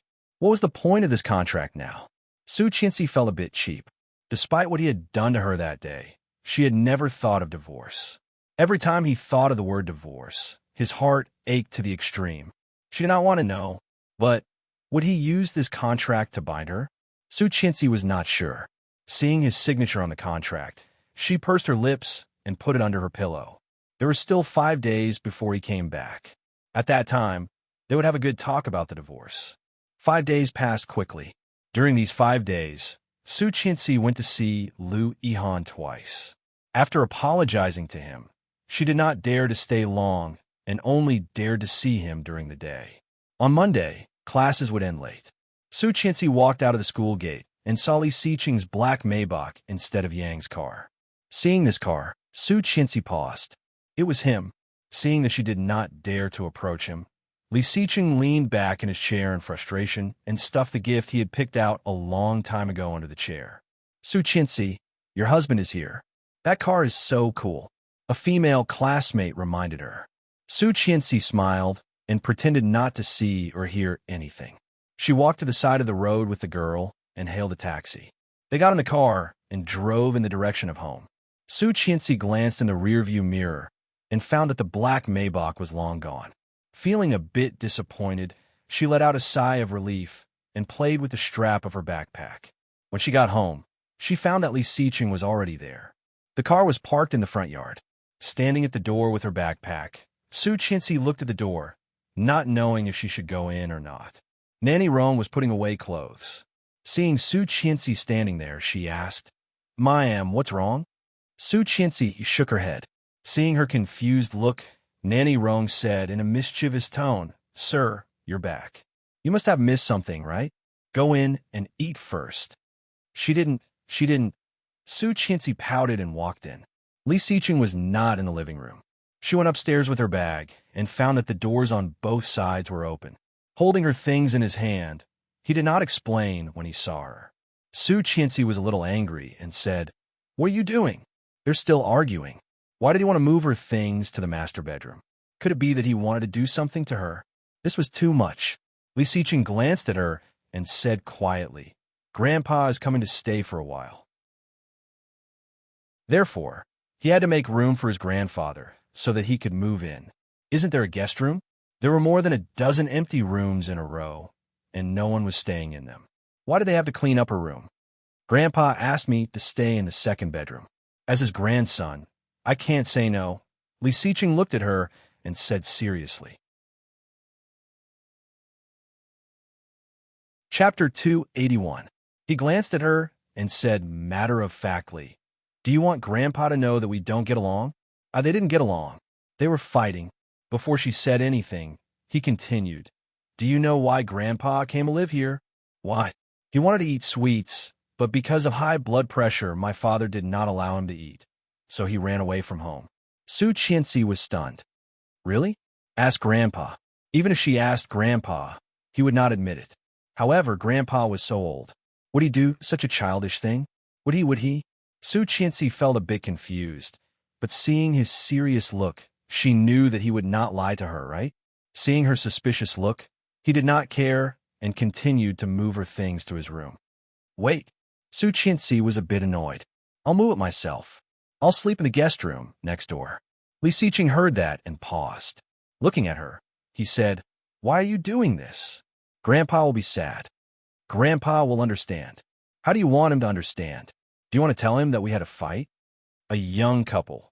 Su Qianxi blushed not knowing whether it was because of anger or shyness. Stomping her feet, she shouted, "Who are you calling a couple?" Seeing her like this, Li Siqing curled his lips and said matter-of-factly, "If you are not a couple with me, who are you going to be a couple with? Don't forget, we got married and had sex." You. Su Qianxi was so angry that she could not say a word. Her face was as red as a cooked shrimp. Getting married was fine, but what did he mean by having sex? How could he say that so confidently?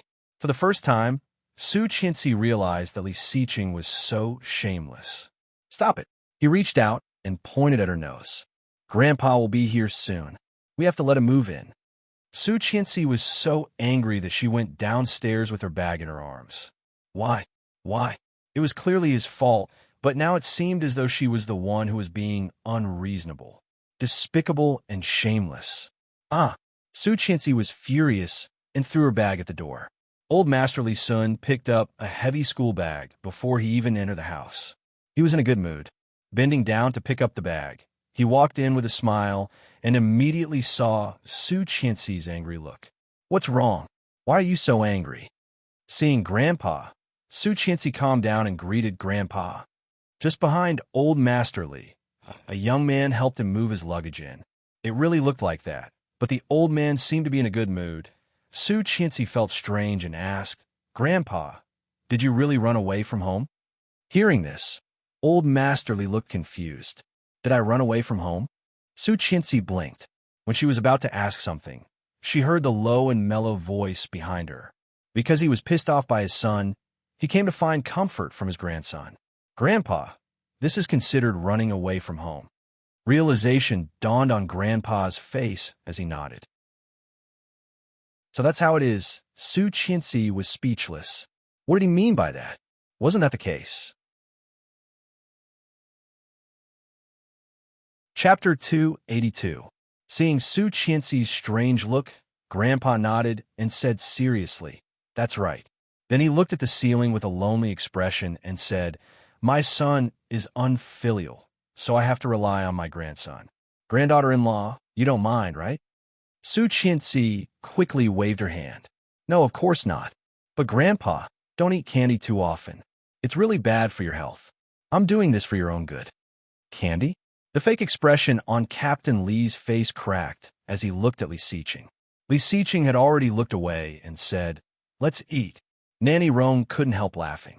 She put food in their bowls and went upstairs to clean up the room for Captain Li.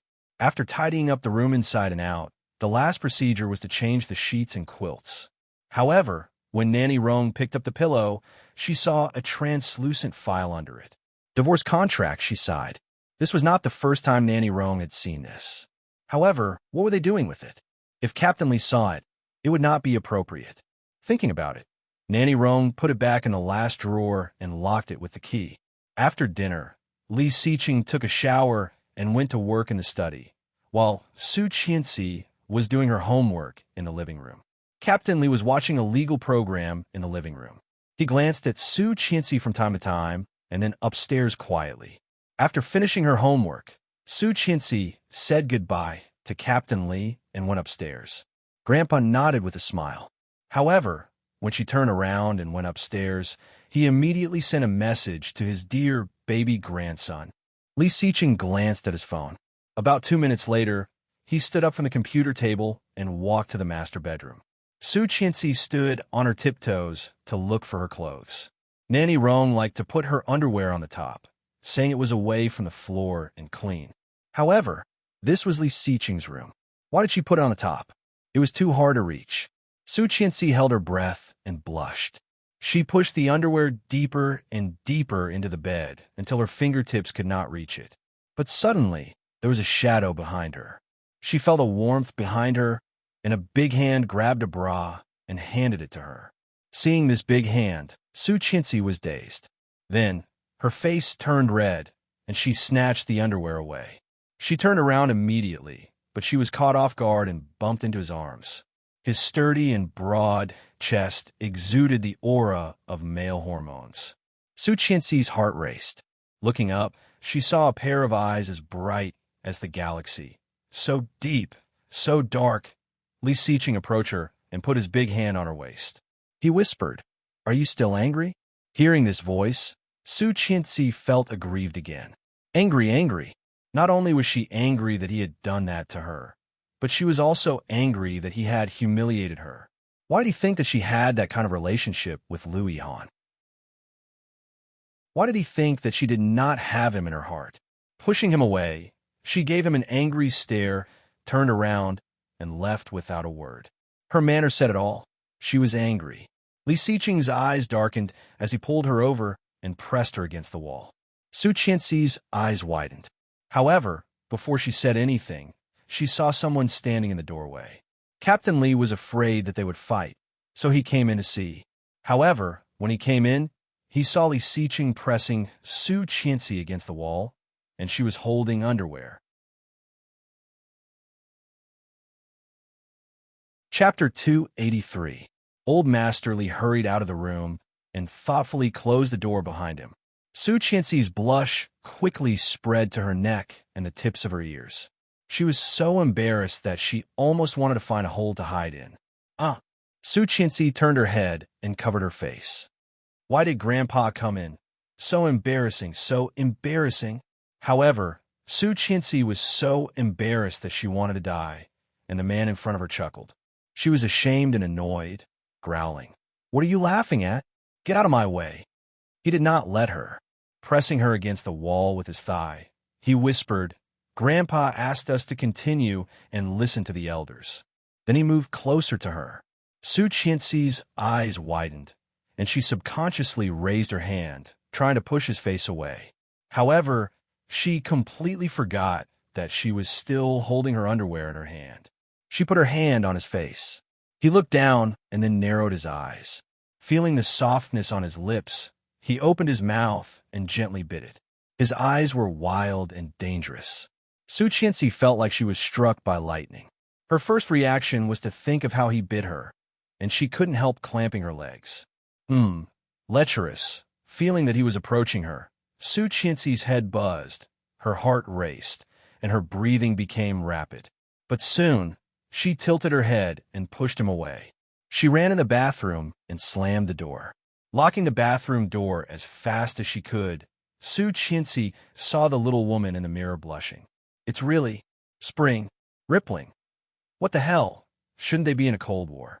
Why did they almost kiss again? Su Qianxi was so embarrassed that she pinched herself and cursed. "You are so useless." So embarrassing. He stood there, smiling more and more. Pinching the underwear she dropped when she ran away, he looked at the pajamas she put on the bed and raised an eyebrow. It seemed that he could bring her clothes. But just as he picked it up, he heard the bathroom door open. She walked over with a blush, grabbed the clothes from his hand, and ran away as fast as she could, as if she was afraid that he would eat her up. Li Xiqing curled his lips and reminded, "Underwear."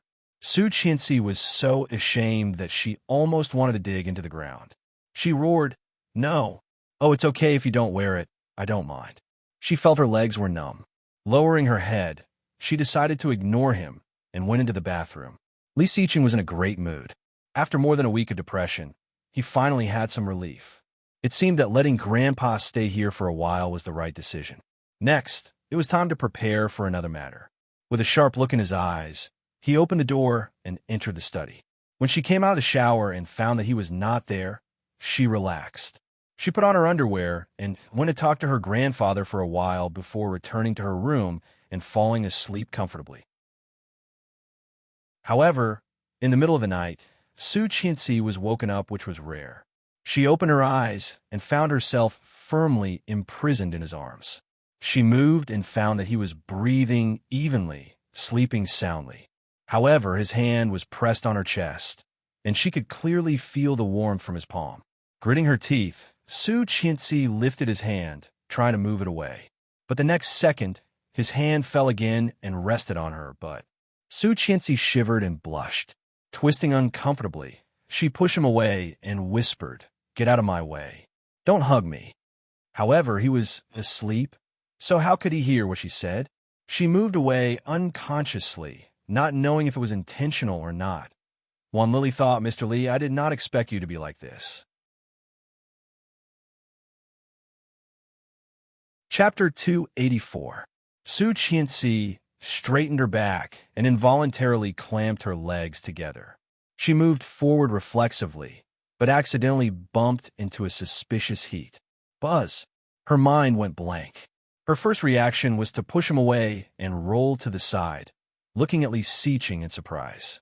This fellow was actually not even well-behaved. When he was sleeping, was he having an erotic dream?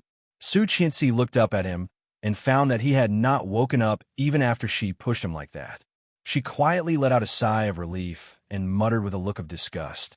He did not even wake up. He is sleeping too soundly. She consciously moved away from him, huddled on the edge of the king-size bed, pulled the quilt, and closed her eyes again.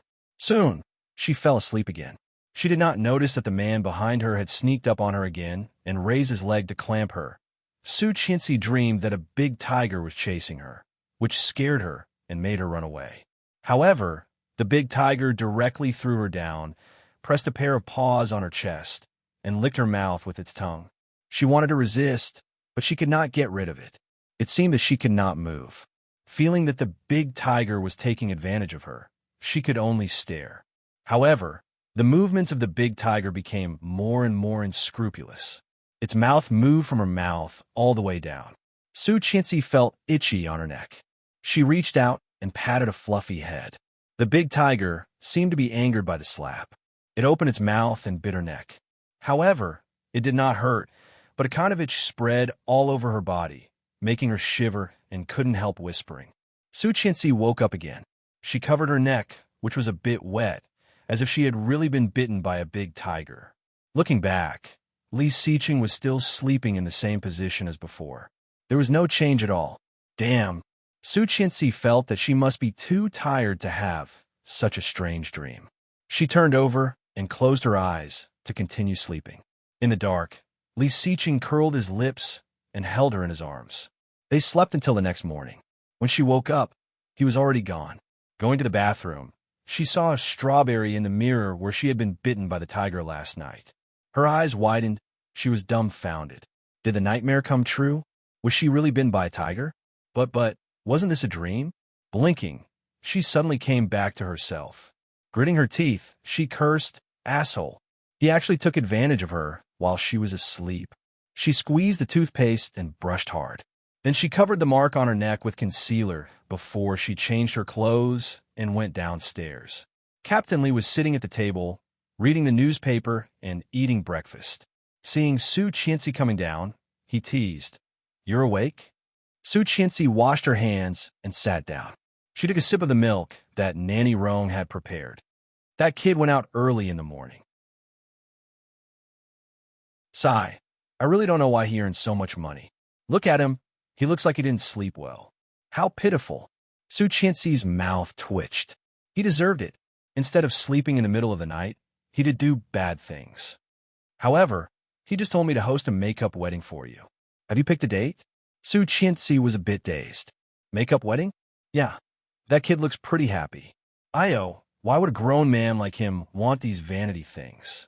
He used to hate this kind of extravagant occasion the most. Every time he attended, it was like asking for his life.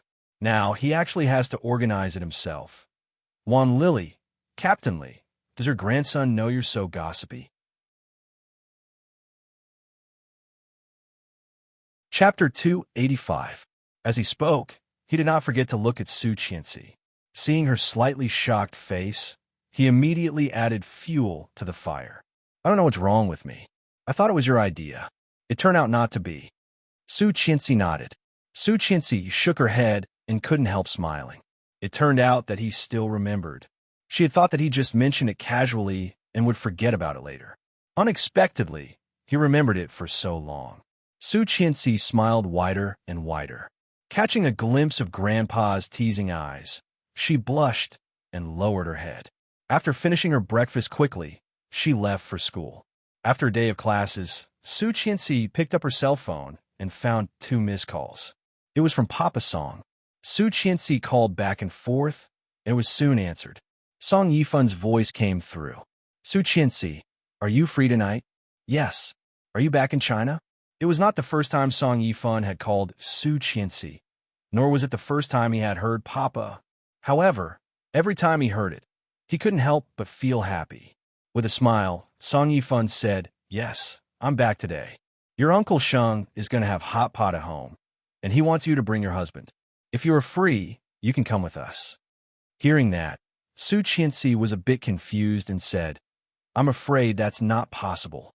Grandpa has been staying with us for a while, and we have to have dinner with him." "I see. What a pity." Song Yifan's voice was full of pity.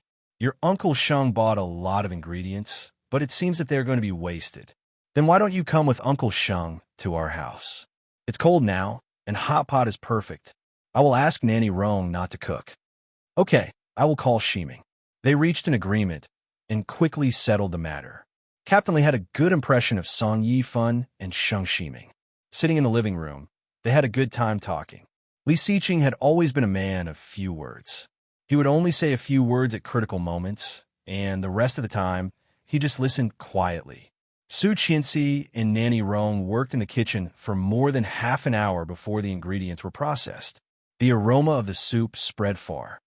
"It's ready," Su Qianxi shouted, drooling at the aroma. Nanny Rong prepared bowls and chopsticks for everyone and quickly asked them to sit down. Under the old man's insistence, Nanny Rong reluctantly sat down. The ingredients went down one by one. Su Qianxi picked something for herself and ate happily. When she was almost done, a big hand picked up a piece of meat, dipped it in the sauce in front of her, and put it in her bowl. Su Qianxi was flattered. Looking up, she saw Li Xiqing's calm face. It was as if he wasn't the one who had just picked up the meat for her. Without any hesitation, he stuffed the meat into his mouth. However, when a certain someone saw that she had finished eating, he reached out and picked up another green vegetable for her.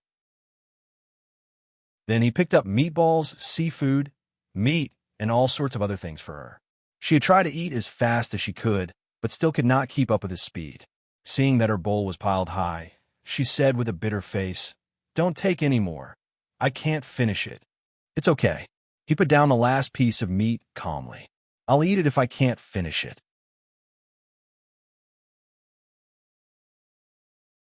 Chapter 286. Hearing Grandpa's words, everyone couldn't help laughing. Li Xiqing also curled his lips and picked up a piece of vegetable with his chopsticks. Putting it in Grandpa's bowl, he said, "Here you go." Grandpa was speechless. Su Qianxi chuckled and reached into the pot to get something for Grandpa. Grandpa snorted and tilted his head. No sincerity.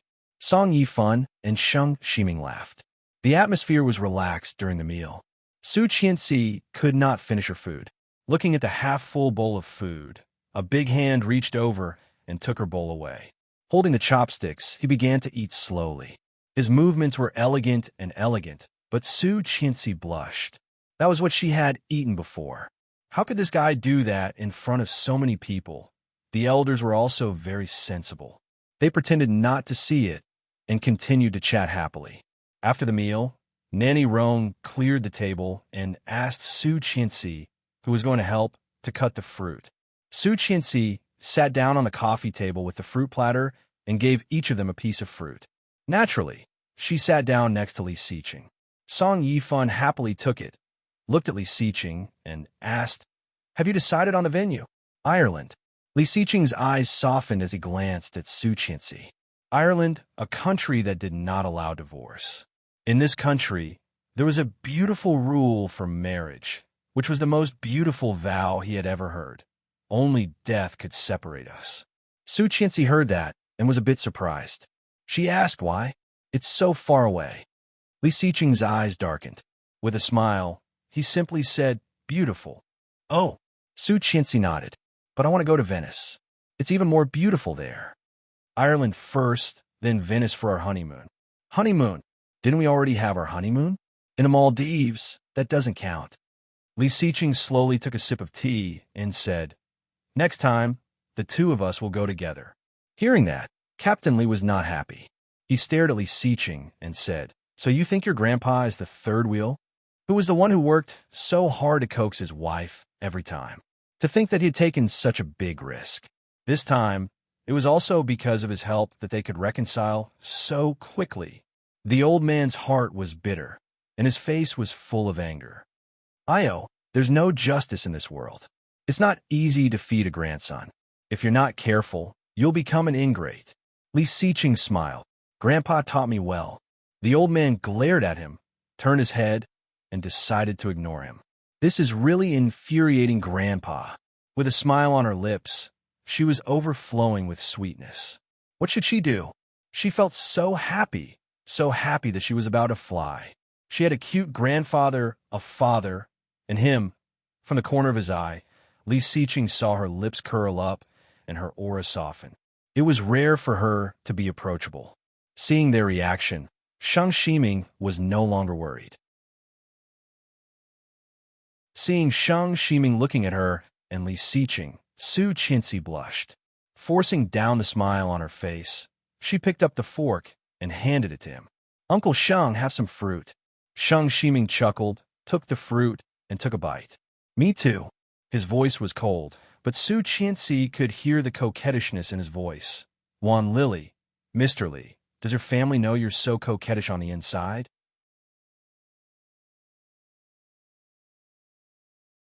Chapter 287. Su Qianxi pretended not to hear him, picked up the fork in front of her, and put a piece of apple in her mouth.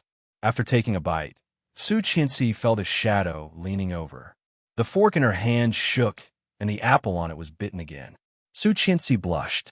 Looking at Li Siqing, who was chewing calmly, she said angrily, "Why didn't you take one for yourself?" He was trying to steal her food, biting the part she had just bitten. And this was in front of the elders. Even if he was shameless, she was. Su Qianxi saw the ambiguous looks from the elders and blushed even more. She lowered her head. Li Siqing did not realize that at all and said matter-of-factly, "The one you took was sweeter. Hey Song, the two of us are still single. We can't take it anymore." Shang Ximing could not stand it anymore and stood up. Song Yifan was also in a good mood. Seeing Su Qianxi happy, he also felt very happy. Hearing Shang Ximing's words, he also stood up and said, "Okay, I have something to deal with anyway. Let's go." Su Qianxi gave Li Siqing a stare, stuffed the rest of the apple in her hand into his mouth, and stood up to see them off. After seeing Song Yifan and Shang Ximing off, Captain Li said he was going for a walk. Su Qianxi hurried to follow him, and Li Siqing did not want to be left behind. The three of them went out together.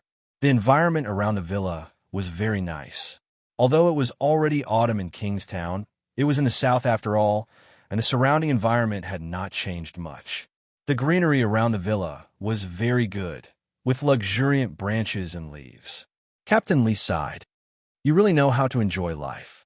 I didn't even know you lived in such a nice place." Li Siqing helped Grandpa up and said casually, "If Grandpa likes it, we have another one in the back, a little bigger than the one we live in now. Why would an old man like me live in such a big house? It's not like I have any great-grandchildren to take care of." Hearing this topic, Su Qianxi consciously did not continue the conversation. However, Li Siqing was very happy to talk about it. He said, "I can do it any time. It depends on her." Captain Li looked at Su Qianxi and sighed. "Qianqian." Su Qianxi suddenly shivered and coughed. "Grandpa." Sigh. "Grandpa is getting old. I don't have much time left." "Nonsense," she interrupted him. "You are in good health, and you will live a long life." In her previous lifetime, when she divorced Li Siqing, Captain Li was also very healthy. If it were not for Tang Minjing, as if he hadn't heard what she said, Captain Li continued, "It would be great if I could see you give birth to a great-grandson for me. I could hug him and dote on him in my lifetime." Su Qianxi said weakly, "I'm still young. I haven't graduated from college yet." More importantly, she wasn't ready yet. Now everything she owned seemed to have been stolen by a thief. She did not feel safe at all. She was afraid that one day, when she woke up, she would find that this was just a dream. After waking up from the dream, without Li Siqing, he became Mr. Li again. After waking up from her dream, she was still a murderer, facing the outcome that she was most afraid of. Holding Grandpa's arm, she slightly tightened her grip. Captain Li also realized that he was in too much of a hurry. He smiled and said, "No hurry. Let's talk about it when you're ready." Qianqian's happiness is the most important. Don't you think so, boy? Chapter 288. Li Xiqing nodded and looked at his watch. It's 9 o'clock. Let's go back. Yeah, let's go back. I'm getting old, and I'm tired after walking for a while. On the way back, Captain Li and Li Xiqing talked about the wedding again, from the design of the venue to the chef at the time, no matter how big or small. Su Qianxi listened to them, like an outsider, and was dumbfounded. There were so many things that she really did not understand. It turned out that there were so many things to pay attention to and prepare for at the wedding. However, the main character of this wedding seemed to be herself. Back home, Su Qianxi found that she was not as resistant to contact with him as she was last night. Clearly aware of her change, Su Qianxi looked up at the sky helplessly. Women, they really changed faster than the weather. After the shower, she found Li Xiqing was still working in the study. She sighed and suddenly felt sorry for him. Li Xiqing's hard work was not something she could understand. Although Li Xiqing's starting point was higher than many people because of Captain Li's name, there were very few people in Kingstown or even the whole country who could grow a company to this level in just a few years. Su Qianxi remembered that 1 year in her previous lifetime, a magazine made an inventory of the fastest-growing companies in China, and Li's company ranked first. Not long after that, the list of the most valuable men in China under the age of 30 was made, and Li Xiqing ranked first. Then, it was the list of the most expensive men in China, and Li Xiqing was still first. Curling her lips, Su Qianxi felt a bit proud.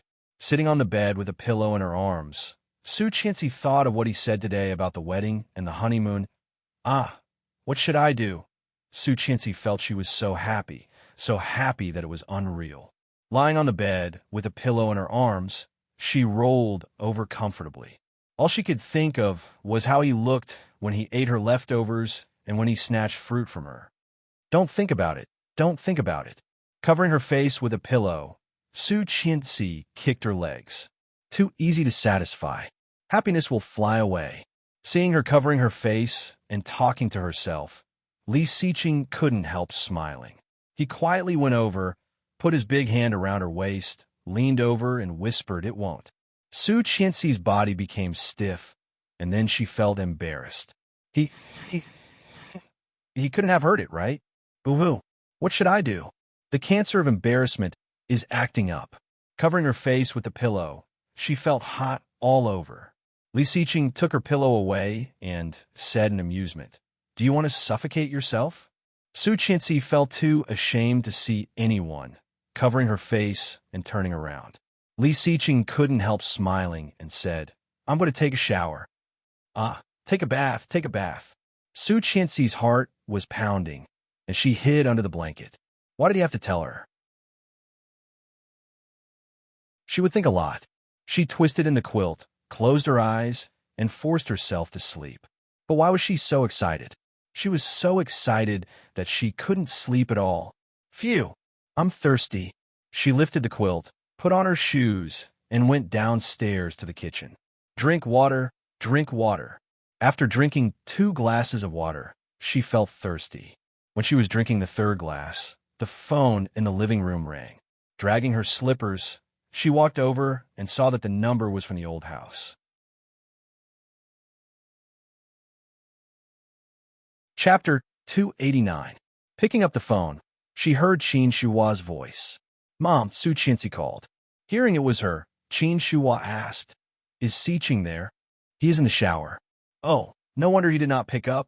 Ask him to call me after he is done." "Yes, what's up?" "It's late." "Nothing. I'm hanging up." Qin Shua did not want to chat with Su Qianxi at all. The busy tone made Su Qianxi feel a bit disappointed. Walking upstairs, Su Qianxi's phone rang in the study. She walked in and saw Li Xiqing's phone screen flashing. It was Tang Minjing. Su Qianxi picked up the phone and did not say anything. Tang Minjing's sobbing voice came from the other end of the line. "Brother Xiqing, are you busy?" Then she seemed to be sobbing hard. "I'm in so much pain. The doctor said I'm having trouble with the baby. The baby is very uncomfortable. Can you come and see me?" Su Qianxi heard Tang Minjing's voice and tightened her grip on the phone. "Had trouble with the baby?" The baby was uncomfortable? Su Qianxi felt a bit uncomfortable, but surprisingly, she did not feel as uncomfortable as before. Walking out of the study, she said, "My husband is in the shower." Hearing Su Qianxi's voice, the crying stopped.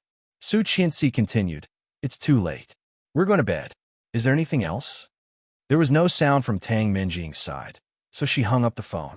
Su Qianxi pouted and opened the door. Li Xiqing had just come out of the bathroom. There was only a white bath towel on him. His short curly hair was dripping water down his tanned skin. Su Qianxi blushed and looked away, deliberately not looking at him. No matter how many times she looked at his body, she could not help blushing. When he was about to speak, he glanced at the phone in her hand. Raising an eyebrow, he walked past her, closed the door, and locked it. Then he came over and hugged her from behind. Su Qianxi felt the heat on her back and blushed even more. Twisting her shoulders, she said, "Dry your hair first. It's wet." Not only did he not move away, but he also burrowed his head into her neck.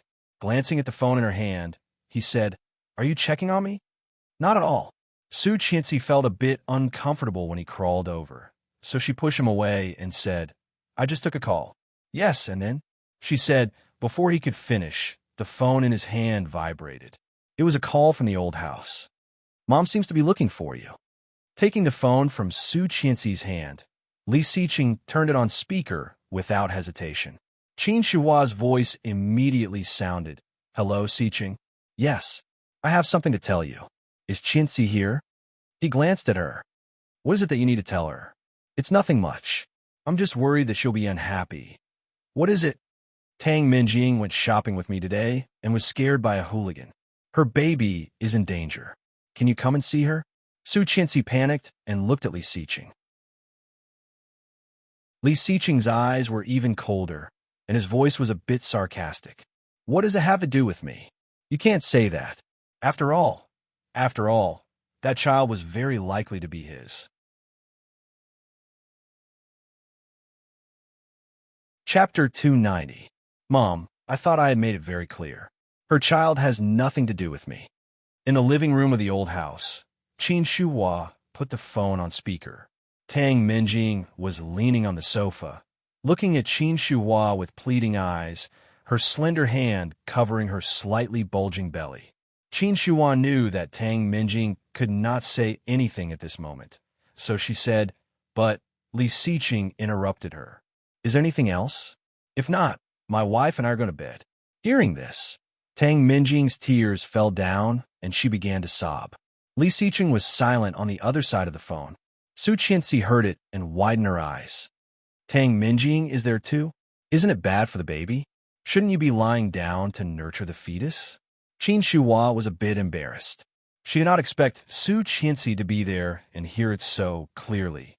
Glancing at Tang Minjing, she suddenly had an idea and said, "I am visiting Minjing in the hospital." Li Xiqing glanced at the number on the screen and whispered, "Mom, this is the landline at home." Qin Shuhua was speechless. Li Xiqing did not speak again and hung up. Su Qianxi couldn't help but laugh. How dare he expose her mother's lies so mercilessly? This guy was too much. However, seeing Qin Shuhua being embarrassed, Su Qianxi felt very happy. She deserved it. She was biased toward Tang Minjing.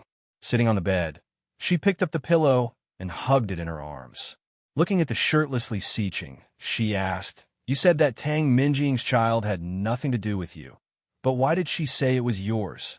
Didn't you and her take any precautions?" Hearing that, Li Xiqing's face suddenly darkened.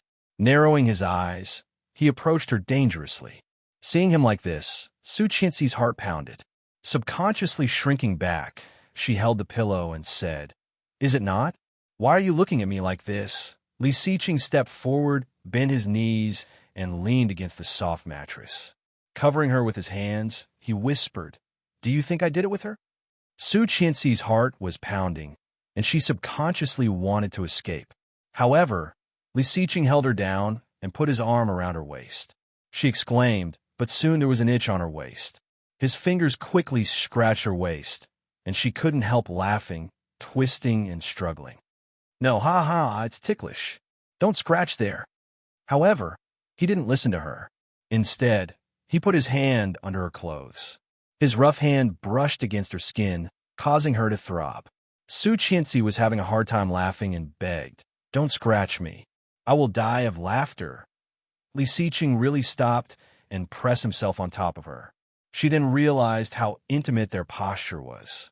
Her face turned even redder, and she reached out to push him. "Get up and put on some clothes. Aren't you cold?" "Not anymore." At this moment, he only wanted to strip. He pressed her down and gazed at her with his deep eyes. His voice was low and mellow. "Did you know that women are the most difficult creatures to study in the world?" Su Qianxi blinked and breathed faster. Chapter 291. Su Qianxi's heart was pounding. Looking at his deep eyes above her, they seemed to be sucking her in, so dark and so thick. He looked at her and slowly pressed down. Their hot breaths intertwined, and it was impossible to tell them apart. He said, "So trust me. I trust you." Su Qianxi looked at him. Under her dark eyes, there was a bright light flashing, and she was happy. He smiled with satisfaction and whispered, "I want a reward." "What reward?" "Kiss me." Su Qianxi blinked, raised her head, and kissed him on the lips. He was a bit dissatisfied and arched an eyebrow. "That's it." Su Qianxi's heart was beating faster. She looked up, put her hands around his neck, and sent her lips up. Their lips were touching, but they did not move for a long time. After about 10 seconds, she let go of him, blushing and panting. He was still dissatisfied inside. The first time, it was a kiss. Just now, it was just a longer kiss. "Do you think I'm so easy to brush off?" Su Qianxi felt wronged. She pouted and said, "Then what do you want?" "Know this, know that. Isn't it the same?" "Of course it's not the same." He took her hand down, raised it above her head, and whispered, "Let me teach you what the difference is." Noticing that his eyes were unusually hot, Su Qianxi's heart was fluttering. His eyes purposely looked elsewhere, but then his lips were attacked. He planted a kiss on her lips and said, "This is a kiss." Su Qianxi blushed and nodded. Li Xiqing smiled, and his eyes were slightly blurred. He took her lips and tasted them carefully. From the smooth and tender lips, his hot tongue swept over her lips. Su Qianxi only felt a shiver all over her body. Without any defense, he had already attacked her. His movements became wilder and wilder. Their mouths intertwined and saliva clashed. His large hand had already let go of her hand and was holding her waist. Su Qianxi's breathing became more and more rapid, and her body shamefully reacted. Noticing this, she blushed even more, but under his skillful and hot kiss, she could only surrender. His hot hands gradually moved down and under her dress. She couldn't help matching his movements. Her legs subconsciously wanted to climb on top of him, but she soon stopped. What was she doing? It was too shameful. She actually, Li Xiqing chuckled and pulled her roughly. His voice was low and presumptuous. With a deep smile and teasing tone, he said, "Don't be shy. There will be many more times in the future." "Oh," Su Qianxi was even more shy. "Many times is fine. Why did you say it out loud?" Covering her face and tilting her head, she noticed that her panties were pulled down. Twisting her body, she said, "Turn off the light." "No, I want to see you." Don't look at me." "Turn off the light." He finally got up to turn off the light. However, as soon as he pressed the button, he immediately pounced on her like a wolf, pulled the nuisance of the bath towel, and penetrated her when she was unprepared. Su Qianxi's hands clutched the bedsheet. The feeling of being filled made her feel ashamed and satisfied. Chapter 292. The first class of the next day was at 10 a.m., and Su Qianxi did not get up until 8:30 a.m. When she woke up, Li Xiqing was already gone. After washing up, she went downstairs and found that there were a few guests. Seeing Su Qianxi coming downstairs, Qin Shuhua was a bit displeased. Checking the time, she said, "Why did you sleep until now? Fortunately, you're not at the old house. Otherwise, the neighbors would gossip about us. People might think that we have married a noble daughter-in-law." Su Qianxi was a bit unhappy, but she still put on a smile and greeted, "Mom, Qin Shuhua pouted, glanced at her, and said, Siqing went to work early in the morning. If you have nothing to do, you can go to his company for an internship. You're not young anymore. You can't always be idle. Su Qianxi said, I'm going to class. Oh, I almost forgot that you're still in school. You're a junior this year, right? Tang Minjing has already started to learn investment and started to help the family. Although I'm not a businessman, I know that Siqing is having a hard time. As his wife, you should help him. Su Qianxi felt sour in her heart. Not again, not again. What Qin Shuhua said was exactly the same as what she had said in her previous lifetime. Her mother-in-law did not like her, and Qin Shuhua liked Tang Minjing. Feeling bad, Su Qianxi retorted, he can afford me. After graduation, we will have children. Mom, you don't have to worry that I have nothing to do. When Qin Shuhua heard this, anger flashed across her face. She said angrily, I just said a few words, and you're talking back. You really haven't changed at all. Su Qianxi's eyes also became cold. She said, Mom, you know very well whether I have changed or not. Now I'm the daughter-in-law of the Li family. No matter how much you like Tang Minjing, Siqing will not accept her. Of course, Qin Shuhua knew that. However, when she thought that the child in Tang Minjing's belly was very likely to be Li Siqing's, she could not help feeling warm. Hearing Su Qianxi's words, Qin Shuhua snorted and said, I think you have been spoiled by Siqing. How dare you talk to me like this? Mom, I'm just reminding you of the fact that Tang Minjing is pregnant now. She knows whether the child is Siqing's or not. I believe in Siqing. He will not do anything wrong to me. Qin Shuhua wanted to say something, but was interrupted by a majestic voice. Shuhua, what are you doing here? Captain Li Sun walked down the stairs step by step with the help of Kane. His footsteps were not heavy, but Su Qianxi she couldn't help straightening up because of the aura of a superior. Qin Shuhua swallowed her words and said, Dad, I'm here to take you back. You're not well, and Siqing is busy with work. I'm afraid Li Su. Li Sun had always looked down on Qin Shuhua.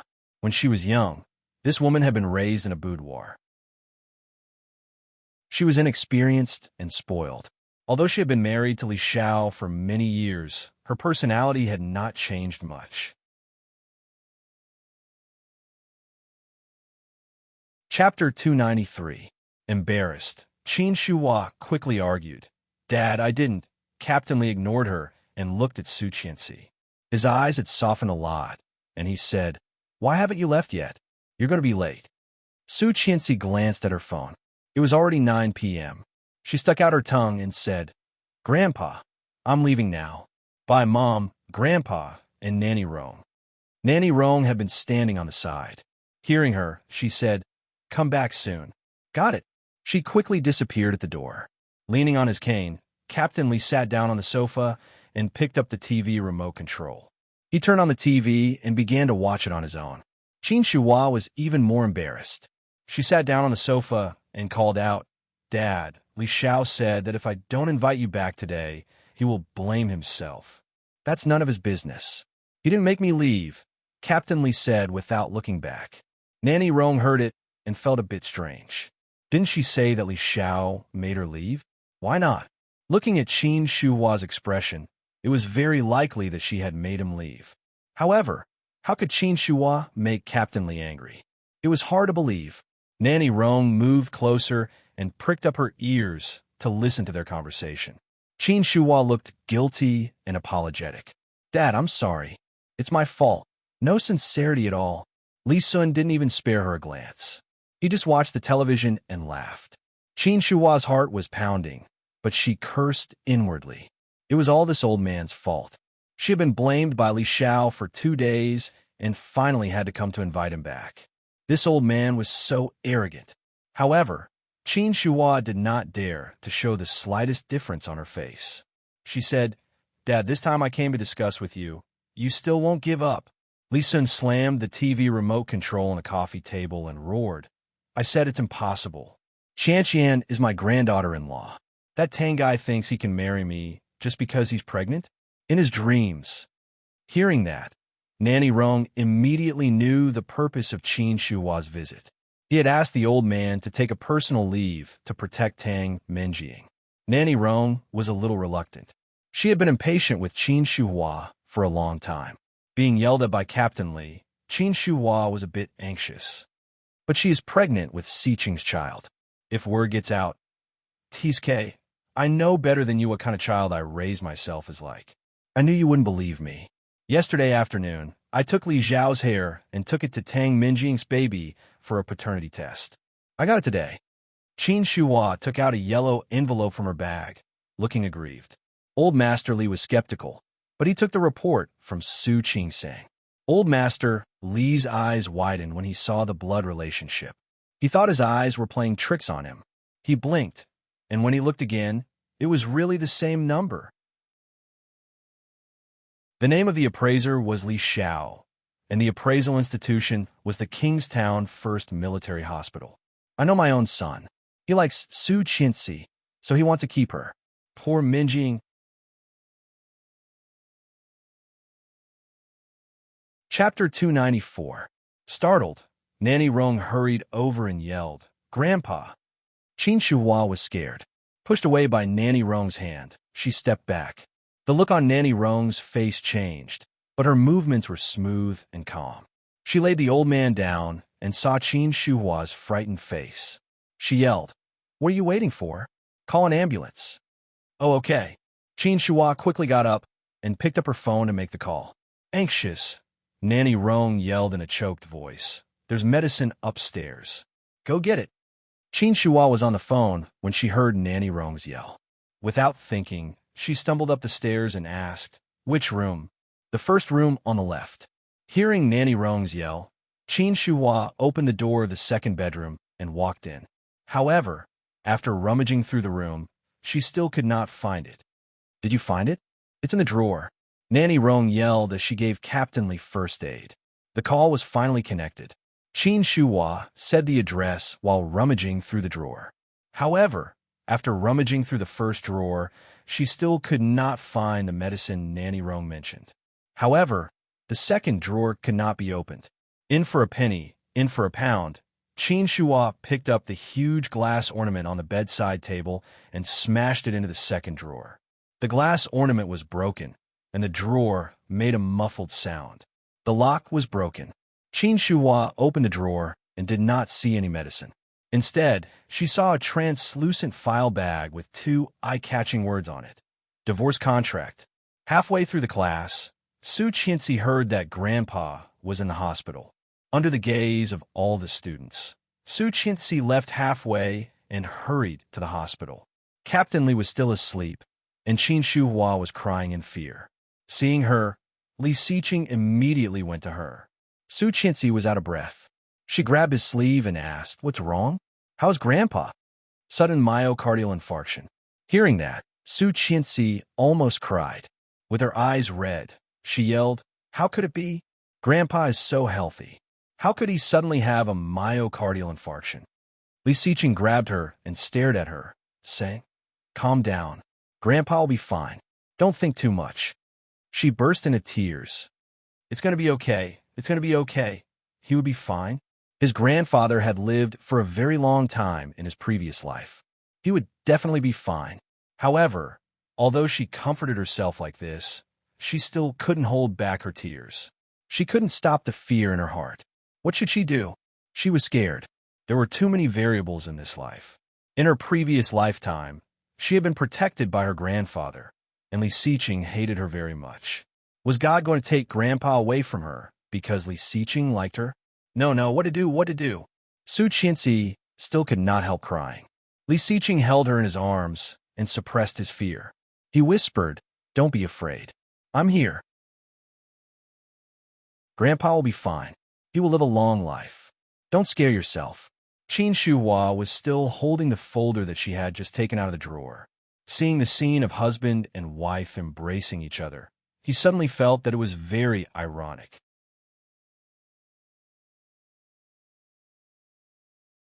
Chapter 295. Sir, Nanny Rong came in from outside, looking hesitant. Eventually, she took out the thing in her hand and said, Master is like this because he saw this. Take a look. Seeing Nanny Rong's expression, Li Xiqing knew it was not something good. However, when he saw the words on it, he still looked gloomy. Su Qianxi looked over and immediately saw Li Zhao's name. Grandfather-grandchild identification. Su Qianxi took a closer look and read each line carefully. Her heart sank. Pinching her arms, she looked up at Li Xiqing. Su Qianxi looked at him incredulously. Taking a step back, she looked at the report and felt her heart wrenching. Li Xiqing's face was still gloomy. Seeing Su Qianxi's expression change, his jaw tightened. Turning his head, he stared at Qin Shuhua. Did you bring this? Qin Shuhua was shocked by her son's stare, but she quickly reacted and said angrily, "What kind of attitude is that? Is this how you talk to your mother?" "Am I?" Li Xiqing stared at her and tightened his grip on the report. His fingers were itching to tear the pieces of paper to shreds and stuff them into Qin Shuhua's mouth. Qin Shuhua was a bit scared and said, "I took your father's hair to Tang Minjing for the identification yesterday. She gave it to me early this morning. It clearly says that the baby in Tang Minjing's belly is your father's grandson." Su Qianxi looked at Li Xiqing and Qin Shuhua and suddenly felt weak in the knees. Grandpa was still in the emergency room, and the relationship between Tang Minjing and Li Xiqing was undeniable. One after another, large rocks came crashing down on her as if they were going to take her life. So hard and so heavy. Squatting down, Su Qianxi's body was shaking. Seeing that Su Qianxi was not right, Nanny Rong immediately went over and helped her up. "Ma'am?" Li Xiqing was shocked and quickly came over. However, before he touched Su Qianxi, she dodged. "Don't touch me," Su Qianxi yelled hysterically. Her eyes were red, and tears were streaming down her cheeks. He still wanted to move forward, but she felt disgusted. Kicking him in the chest, she struggled and screamed, "Don't touch me, don't touch me, don't touch me, don't touch me, don't touch me. So dirty, so dirty." Su Qianxi's voice became more and more choked, and she burst into tears in Nanny Rong's arms. Seeing her like this, Nanny Rong also felt bad. Her eyes turned red, and tears fell. She glared at Li Xiqing and scolded, "You did this." Li Xiqing pursed his lips and said, "Trust me." How could he believe it? How could he? The evidence was irrefutable, and it was right in front of them. How could they believe it? Even though Nanny Rong had raised him, she did not believe it. "It's not me." Holding the report, Li Xiqing squatted down. "It's not me." Holding Nanny Rong, Su Qianxi sobbed and did not want to look back at him. The door of the emergency room was finally opened. Su Qianxi immediately got up and ran to the doctor. "How is it?" The doctor dodged and said, "Fortunately, the first aid was done in time. The critical period is over. You have to be careful. The patient cannot be agitated again. You have to stabilize her emotions."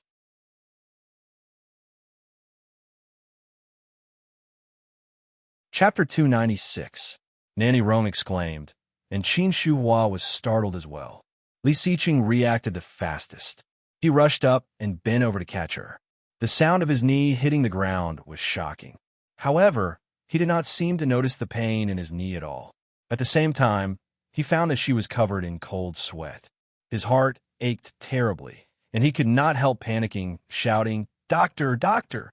The fetus was actually less than 4 months old. Seeing the baby grow up day by day, Tang Minjing's heart became more and more unsettled. "Do you really think it's Li Xiqing's child?" Rong Rui's voice was like a nightmare, haunting her day and night. At the beginning, she was calm, but now she was awakened by nightmares every night. In front of her, she had written half of her mother's diary. Every day, she would write down her feelings in it. However, if it was not Li Xiqing's child, what was the point of writing it down? After thinking about it, Tang Minjing decided to go to Qin Shuhua. No matter how difficult the old man was, she would not abandon her. After all, she owed her. When she found Qin Shuhua, Li Xiao was not at home. Qin Shuhua and Lu Sa were arranging flowers. After sending Lu Sa away, Tang Minjing went straight to the point. "Auntie, is it still not done?" The smile on Qin Shuhua's face froze. "Minjing, You know that Captain Lee loves Su Qianxi. You were in so much trouble at the party. It's not that I don't want to help you, but Captain Lee and Siqing's father both scolded me. Now Captain Lee is so angry that he want to live with Siqing. If something happens at this time, how can I live in this house? Qin Shuhua's smile froze. Tang Minjing was reluctant. But I'm pregnant with your grandson. Hey, Minjing, listen to me. You'd better not have this child. Once it's born, it's destined to have no father. You know how stubborn Siqing is. Once he sets his mind on something, no one can touch it. No way. Tang Minjing gritted her teeth. Auntie, are you against me now? You know how I treat you. What happened to my brother? Before she could finish speaking, Qin Shuhua's hand, which was in the middle of cutting flowers, trembled. Her face had already turned white. She roared, "Enough!" Tang Minjing knew that she had hit Qin Shuhua's soft spot. Gritting her teeth, she continued, "Auntie, I saw it clearly. Enough!" Qin Shuhua's face had turned green. "You're threatening me." "No, I'm just reminding you, Auntie. After all, I'm really carrying Brother Siqing's child. You just want the child of the Li family to return to the family. You're doing a good deed, aren't you?" Li Siqing said. Qin Shuhua wavered. Tang Minjing was pleased and continued. Su Qianxi's mother must have done something to Captain Li. Otherwise, how could she have married Brother Siqing? Qin Shuhua did not like Su Qianxi as a daughter-in-law. Glancing at Tang Minjing, she asked, "Is it really Siqing's child?" "A lie detector, Auntie. That's a military thing. How could it be wrong?" However, when Tang Minjing said this, her heart was also pounding. You're tuning into the Romance Rendezvous YouTube channel. We're so grateful for your support, and don't forget to subscribe to join us on this incredible journey through captivating stories. Your generosity through donations truly makes a world of difference, as it's the primary source of revenue that allows me to expand and enhance this channel for you. Thank you from the bottom of my heart for being a part of this adventure.